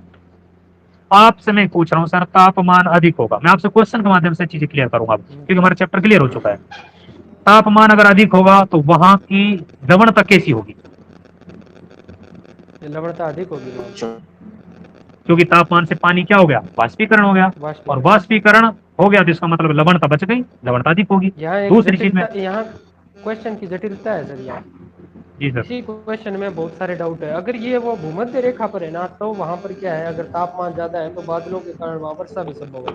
परंतु जो अयन रेखीय भाग है ना, वो ये इसमें एक लाइन पहले लिखी थी कि भूमध्य रेखा के एग्जैक्ट ऊपर अधिक लवणता नहीं पाई जाती, इससे थोड़ा सा जस्ट ऊपर और जस्ट नीचे की तरफ पाई जाती है। जी सर, ये भी इसमें लिखा था। ठीक है, ठीक है। अच्छा, हमने क्या पढ़ा? तापमान बता दिया मैंने आपको। अगर कोई वाष्पीकरण की बात करे तो तापमान से जुड़ा हुआ है, वाष्पीकरण अधिक होगा मतलब लवणता अधिक पाई जाएगी वहां पर, क्योंकि पानी तो वाष्प हो चुका है। उसके बाद में मैंने पढ़ाया था आपको घनत्व। घनत्व कब होगा किसी भी चीज को? डेंसिटी, घनत्व मतलब वो ज्यादा, मतलब क्या बोलते हैं, पास पास है वो, जो लवणता के कण है, मतलब उसमें ज्यादा है लवणता। ठीक है, अच्छा, लवणता अधिक कब होगी? मतलब लवणता अगर अधिक है तो पास पास होंगे उसके कण। ठीक है, और अगर पास पास है तो इसका मतलब घनत्व अधिक है वहां उस जल का। भाई उसमें किसकी मात्रा ज्यादा? लवणता की। तो आप समझो घनत्व अगर अधिक है तो वहां की लवणता कम होगी या ज्यादा? तो लवणता ज्यादा होगी। अच्छा, लवणता ज्यादा हो गई तो वजन ज्यादा होगा कि नहीं होगा? ज्यादा होगा। किसके मुकाबले? जहां लवणता कम है। अच्छा, जिसमें ज्यादा वजन होगा जिस जल में, वो उसकी सतह नीचे रहेगी या ऊपर रहेगी? वो नीचे रहेगी, जिसमें अधिक लवणता है। तो यही चीज है। और जब हमारी जो जलधाराओं को पढ़ेंगे हम वैसे, अब जो ऊपर का जो क्षेत्र है ना, वहां से जो जल चलेगा कहाँ की ओर? इसकी तरफ, नीचे जो की तरफ, सतह नीचे। जो बैठ गई है नीचे। ठीक है, हाँ, अब आपने जो सर क्वेश्चन पूछ रहे थे हेलोक्लाइन वाला, मेरे को ऐसा लगा, और आप एक बार दोबारा पूछ सकते हो कौन सा क्वेश्चन की बात कर रहे थे आप? पूछना अभिषेक सर। कोई सर हमसे पूछ रहे थे हाँ लवणता के बारे में कि दोबारा एक अभिषेक सर एक्सप्लेन पूछ करें। रहे थे। हाँ, हेलोक्लाइन के बारे में पूछ रहे हाँ थे या कोई सर, और चीज थी? मैं सर ये हेलो लाने के बारे में थोड़ा मैं बता देता हूँ कि अच्छा ये ठीक, हेलो वेरी गुड। लाइन क्या है। जी सर। एक्चुअली में जो हेलो लाइन है ये संबंधित है जैसे कि जो विषुवतीय रेखीय क्षेत्र पे ऊपर ऊपर सतह की परतें वहां पे क्या आवाज लवणता मुझे कम ब्रेक पाई हो रही है, जाती है। सबको हो रही है सर? नहीं, सबको हो रही, अच्छा ब्रेक हो रही ठीक है है, सर आपकी आवाज। आवाज थोड़ी ब्रेक हो रही है सर आवाज आपकी। ब्रेक हुई है, जी सर, अब थोड़ा सा, हाँ। शायद लगता है नेटवर्क इशू थी सर। हाँ, हो कोशिश जाता है करता सर हूँ वो। जोर से बोलने की। जी, जी सर। तो सर हेलोक्लाइन एक ऐसी चीज है जैसे हम मैं थोड़ा सा लाइन बताऊं कि एक हेलोक्लाइन है जो महासागर की 3 से मीटर और 1 मीटर की गहराई पर लपटता है, आपस में तेजी से परिवर्तन होता है। ऐसे हम्म, कह सकते हैं कि हेलोक्लाइन जो है जो कि में 300 मीटर से लेकर 1000 में तीव्र परिवर्तन होकर हम हेलोकन कहते हैं। हम्म, हम वो होते कि जैसे विषुवती की है पर जो कि लवणता कम होती है, और जी। एन रे की चित्रों पे जाएंगे तो सतह पे लवणता कम वो सर्वाधिक पाई जाती है। और हम्म, ध्रुवों पे देखेंगे, ध्रुवों पे भी ये सतह पे कम पाई जाएगी, अर्थात हम्म, ध्रुवों पे विषुवती रेखा इन क्षेत्रों पे तो कम पाई जाएगी, और एन रे की क्षेत्रों है वो वहां पे सर्वाधिक पाई जाती है। गहराई बिल्कुल। की बात करें तो जैसे कि सतह पे विषुवती रेखीय क्षेत्र और ध्रुवों पे कम पाई जाती है, लेकिन 30 मीटर से लेके 1000 मीटर गहराई पे इनमें बढ़ता अधिक हो जाती है। और एन की क्षेत्र को उल्टा हो जाता है, जैसे कि गहराई पे ज्यादा पाई जाती है, लेकिन 30 की गहराई पे ये विपरीत हो जाती है, जाती है। इसी को हेलोक्लाइन कहते हैं, ये चीज है सर। जी सर, आपने बहुत अच्छे से बताया है और कोशिश की है, सही बात है। लेकिन सर एक जो चीज आप बता रहे हो, आप देखो पूरी पृथ्वी पे हम देखें लवणता कहाँ पाई जाएगी, जहाँ तापमान अधिक होगा, नॉर्मल सी बात है। भाई इसका कारक तो अलग अलग है, एक मोटा मोटा देखें हम, जहाँ तापमान अधिक होगा वहाँ अधिक लवणता पाई जाएगी। और अधिक तापमान कहाँ, आयन रेखीय के आसपास जो क्षेत्र होता है वहाँ की बात कर रहे हैं सर। हाँ जी सर, विनोद जी। कह रहा हूँ कि हम कई बार क्या होते हैं कि हम अधिक अधिक वाले पूछते हैं, परंतु वो क्या होता है कि न्यूनतम ऊर्जा वाले क्षेत्रों को वो अंडरस्टूड होते हैं, हम उनकी चर्चा नहीं करते। जैसे सर ने अभी बताया था कि जो जो है ना ध्रुवीय प्रदेश है वहाँ पर हेलोक्लाइन है, और इसके अलावा जो अत्यधिक जो उष्मा वाला क्षेत्र है वहाँ हेलोक्लाइन है, वहाँ पर थोड़ा अंतर है। सर अभी हमने लवणता को पढ़ा था, लवणता में जो लैंग्वेज लिख रही थी ना सर, सेम यही लैंग्वेज है। क्योंकि वहां पर जो वहां की जो पानी है, वहां का जल, वहां में ज्यादा अंतर प्रभावित ही नहीं होती वो चीजें, वो एक जैसा रहता है। ऐसे तापमान में, ऐसे लवणता में है। और जो कंडीशन जैसे उसका चित्र बना था ना, अभी तापमान का देख रहे थे हम, ऐसे लवणता का एक चित्र बनता है। वो जो हमें एकदम से जो वो हेलोक्लाइन और वो थर्मोक्लाइन था, वही कंडीशन सेम। वो परिवर्तन हो रहा है 300 से लेके 1000, मुख्य रूप से 500 से 1000 बोल देते हैं उसको। तो वो वाली चीज ही है।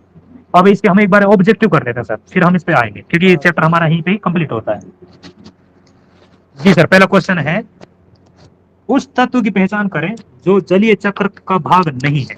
अगर आप उस नहीं है। चित्र को अच्छे से देखा होगा, जिसको मैं आपसे शुरू में कह रहा था कि जल वाष्प हुआ, वाष्प संघनन हुआ, फिर वर्षण हुआ, फिर ऐसे हुआ, मैं बता रहा था एक चित्र को, उसमें उससे क्वेश्चन उठाए चित्र से। जी, अब आप देखिए, जल योजन हो जाएगा। जलीय चक्र की जल बात कर रहा है। हम्म हाँ, तो जलीय को कोई मतलब वाष्पिक नहीं था उसमें। वाष्पीकरण होगा सबसे वाष्पीकरण पहले भी वाष्प। था, हाँ जी बिल्कुल। तीनों ही थे, वाष्पीकरण था, वर्षण था और संघनन था, जी जलयोजन नहीं बिल्कुल। था उसमें। जी सर, नेक्स्ट क्वेश्चन हमारा, महाद्वीपीय ढाल। अब आपके दिमाग में आना चाहिए कहाँ पे है, मतलब सेल्फ के बाद में ढाल, वो चीज ठीक है। हम्म कि औसत गहराई निम्नलिखित में से किसके बीच है। औसत गहराई पूछ रहा है। अब इसका मतलब आपको ये होना चाहिए कि पहले तो आपको ये होना चाहिए कि तट की कितनी थी, मतलब जो सेल्फ पढ़ रहे थे उसकी कितनी, उसके बाद का। अब इसमें हम दोनों में देखेंगे तो 200 मीटर तक लगभग पढ़ रहे थे हम औसत, उसके बाद 200 प्लस 200 से 2000, सी आ जाए, मतलब गे वाला राइट आंसर। सही है हाँ सर। सही हो जाएगा, 200 से 2000। जी सर। वैसे तो इसमें 2000 की जगह 3000 होना चाहिए, क्योंकि इसमें 2000 की हाँ, जगह 3000 और होना हमें एनसीईआरटी के अकॉर्डिंग जो ऑप्शन आए हैं उसके हिसाब से हम कर रहे हैं, तो हमारा बेटर ये आंसर हम्म है। नेक्स्ट क्वेश्चन है, निम्न में से कौन सी लघु उच्चावच आकृति महासागरों में नहीं पाई जाती। मतलब एक तो बड़ी आकृति की नहीं बात कर रहा, लघु हम्म उच्चावच आकृति की बात कर रहा, जो महासागरों में नहीं पाई जाती। अब पहले तो आप ये देखो महासागरीय कौन कौन गंभीर सी। है। तो अब देखो, समुद्री टीला बिल्कुल पाया जाता है, हम्म समुद्री प्रवाल द्वीप पाए जाते हैं बिल्कुल, निमग्न तट पाए जाते हैं, लेकिन महासागरीय गंभीर, समझ रहे हैं? ये बड़ी आकृति है, लघु आकृति नहीं है। हम्म इसने पूछा था लघु आकृति बताओ, मतलब जो नहीं है लघु आकृति, और सब लघु आकृति है। जब हमने चार पढ़ी थी, जो कौन सी बड़ी आकृति थी लघु के अलावा, तट पढ़ा था, मतलब जो सेल पढ़ा था, ढाल पढ़ा था, और मैदान पढ़ा था, और हमने ये खड्ड मतलब गंभीर वो खाइयां पड़ी थी, चार ही तो थी। तो वही पूछा गया क्वेश्चन। तो लघु उच्चावच आकृति महासागरों में नहीं पाई जाती, तो लघु नहीं है, बड़ी है, बड़ी इनमें से अलग बड़ी कर है। देंगे हम। किसी को क्वेश्चन समझ नहीं आया तो पूछ सकता है। पांचों क्वेश्चन, गंभीर, सॉरी चौथे। गंभीर का जी, अर्थ गर्त है यहाँ पे। हाँ जी, वो खाइया, हाँ जो पढ़ रहे थे। हाँ हाँ सर। गर्त है, ट्रेंच बोल सकते हो आप इसको। अगर ये ना जी सर। आराम रूप से ट्रेंच लिखा होता या गर्त लिखा होता ना तो ज्यादा समझ पाते, परंतु इसने ना शुद्धता बहुत रखी है शब्दों की, जी महासागरीय सर। गंभीर लिखा है, तो इसका अर्थ थोड़ा हम्म, उल्ट पुल्ट हो गया यहाँ। ठीक है लवणता सर। को प्रति समुद्री जल में घुले हुए नमक यानी कि ग्राम की तुलना मात्रा में कैसे व्यक्त किया जा सकता है। 100 ग्राम में, 1000 ग्राम में, 10,000 ग्राम में या 10 ग्राम में लवणता को? 1000। बिल्कुल राइट। निम्न में से कौन वो सा था सबसे छोटा सर, महासागर? वो जी सर। पीपीटी का अर्थ था पार्ट्स पर थाउजेंड, ये अच्छा थाउजेंड ठीक है हजार सर। ही होता है हाँ, ना। पार्ट्स पर 1000, ठीक है। थाउजेंड। हाँ, अब नेक्स्ट क्वेश्चन है, निम्न में से कौन सा सबसे छोटा महासागर है? अब ये इसमें डायरेक्ट तो शायद नहीं दे रखा, लेकिन आपको वैसे पता होना चाहिए। सबसे बड़ा प्रशांत, उसके बाद अटलांटिक, उसके बाद हिंद, उसके बाद आर्कटिक। तो आर्कटिक हो जाएगा भैया, आपको सबका क्रम आर्कटिक। होना चाहिए याद। हम्म। अब मेरा क्वेश्चन है, चारों महासागरों का नाम मैंने अभी आपके सामने लिया है, वैसे ही पूछ रहा हूँ अलग से। सबसे ज्यादा लवणता किसमें, फिर कम कम कम किसमें? चारों में से क्रम कोई बता सकता है तो? सबसे अधिक है अटलांटिक महासागर, उसके बाद में प्रशांत वो सॉरी हिंद महासागर, उसके बाद में प्रशांत महासागर। हाँ जी, सबसे पहले हम अटलांटिक को बोलेंगे, फिर हम हिंद को बोलेंगे, फिर हम प्रशांत को बोलेंगे, फिर हम आर्कटिक को। इन चारों का क्रम है ये, ज्यादा से कम की ओर लवणता की।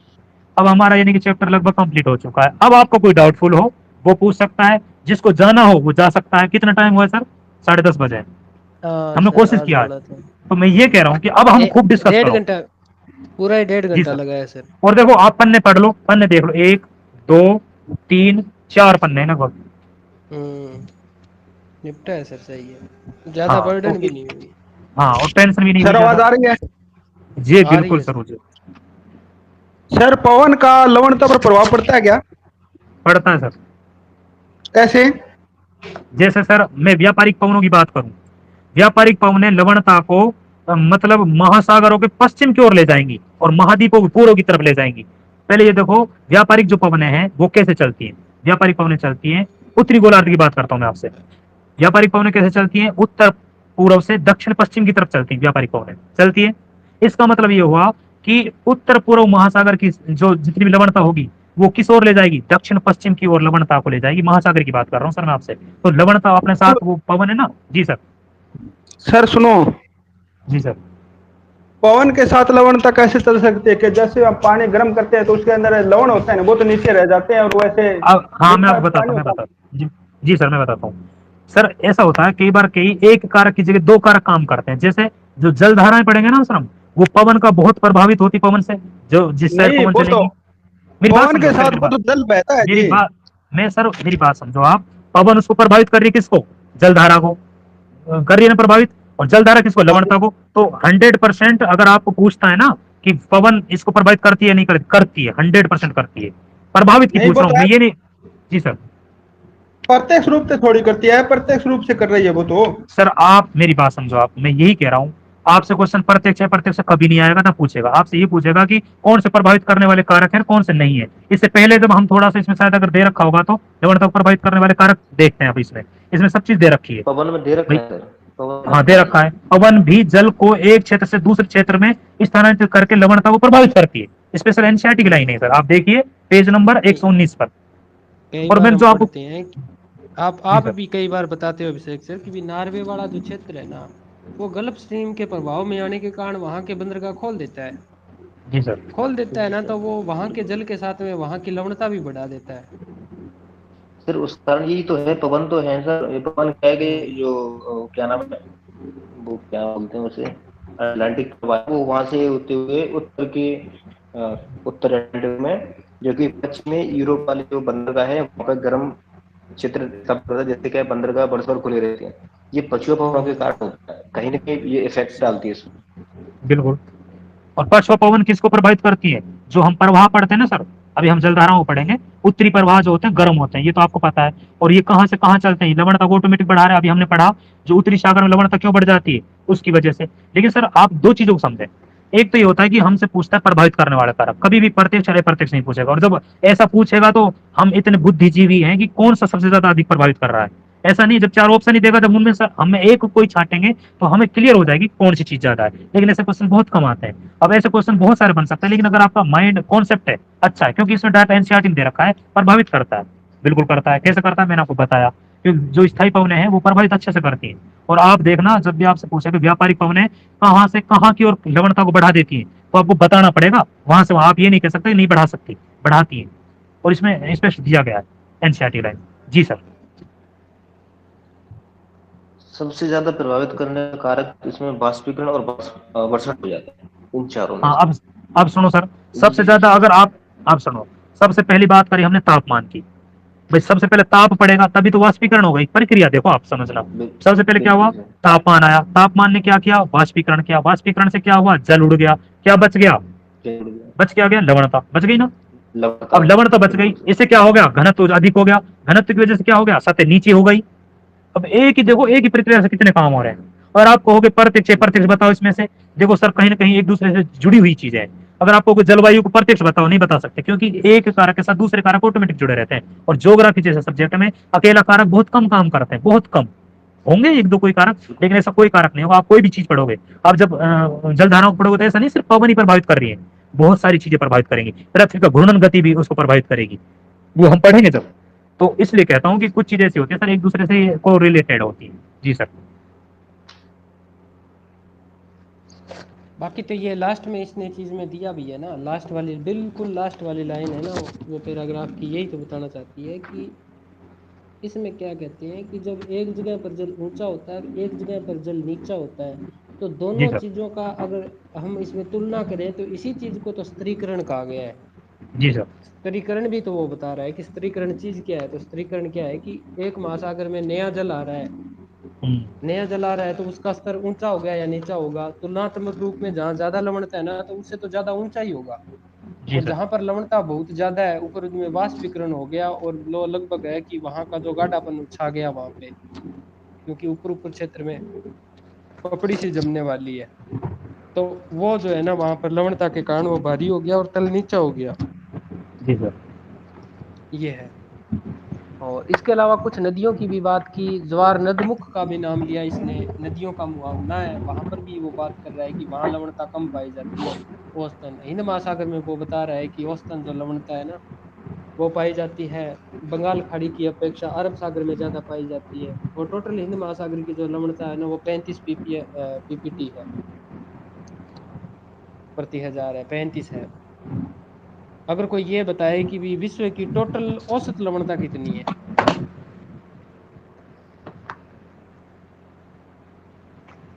विषय महासागर में ये दे रखा है शायद इसमें, ये है कि विश्व चौबीस की पॉइंट औसत सात 24 नहीं है सर। अच्छा विश्व की अब कितने सुनिए सर, औसत लवणता सर जो है मेरी बात, 35, मैं विश्व की लवणता पूछ रहा हूँ, 35, विश्व के महाद्वीपों की 35। औसत हाँ अब सुनो सर, समस्थल। अपन एक एक फिगर में कहते हैं 35। आप ग्राम तो कह रहे हो, लेकिन प्रति हजार आपको जरूर लगाना पड़ेगा, एक पहली बात। हाँ हाँ सर बिल्कुल, अगर आपको पीपीटी कह परसेंट में सकते पूछ, हैं। आपसे परसेंट में पूछ लिया तो 3.5 प्रतिशत, प्रतिशत हाँ सर पूछेंगे तो ये आपसे सही। थ्री। दूसरी बात, अगर आपको एग्जैक्ट फिगर पूछे ना तो 34.75 होता है, लेकिन हम राउंड हाँ फिगर उसको 35 बोल देते हैं, मतलब 35 ग्राम प्रति हजार में। ये अब पृथ्वी एक के और जो। क्वेश्चन है, जी सर, जी सर। उत्तरी गोलार्ध में ज्यादा लवणता है या दक्षिण गोलार्ध में ज्यादा लवणता है तो फिर कितनी है। ठीक है, अच्छा हम बात कर रहे थे अभी, बिल्कुल हमने आपको ज्यादा है। कॉन्सेप्चुअल भी समझाया था कि उत्तरी गोलार्ध में तापमान अधिक होगा, हम्म, समझाया था एक चीज। अगर उत्तरी गोलार्ध में तापमान अधिक होगा तो लवणता भी अधिक होगी, उस एक चीज तो वो समझाई थी।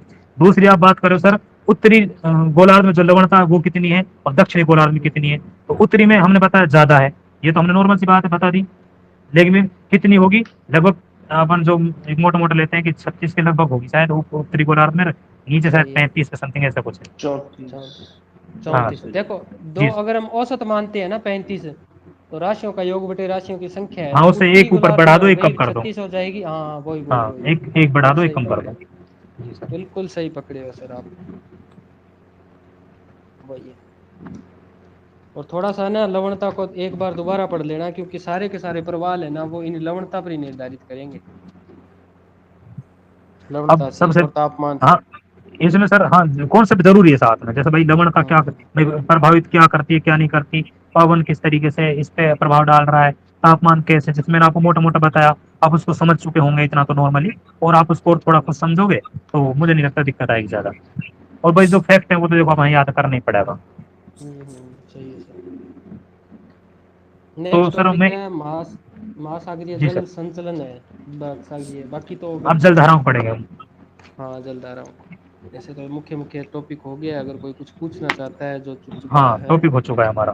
पूछ, हाँ वो पूछ अब इस सकता है। टॉपिक में सर हमें ये देखो कि आज लगा हमें कि भाई कुछ टाइम बचा सकते हैं हम थोड़ा बहुत। हाँ अब हम चाहे बता डिस्कस कोई सकते करना चाहे तो कर सकता है, और नहीं करना चाहे तो कोई दिक्कत नहीं, वो चीज एक अलग हो गई। लेकिन जैसे किसी को होता है तो उसे कुछ फायदा मिल जाएगा हमें थोड़ा सा। जी सर।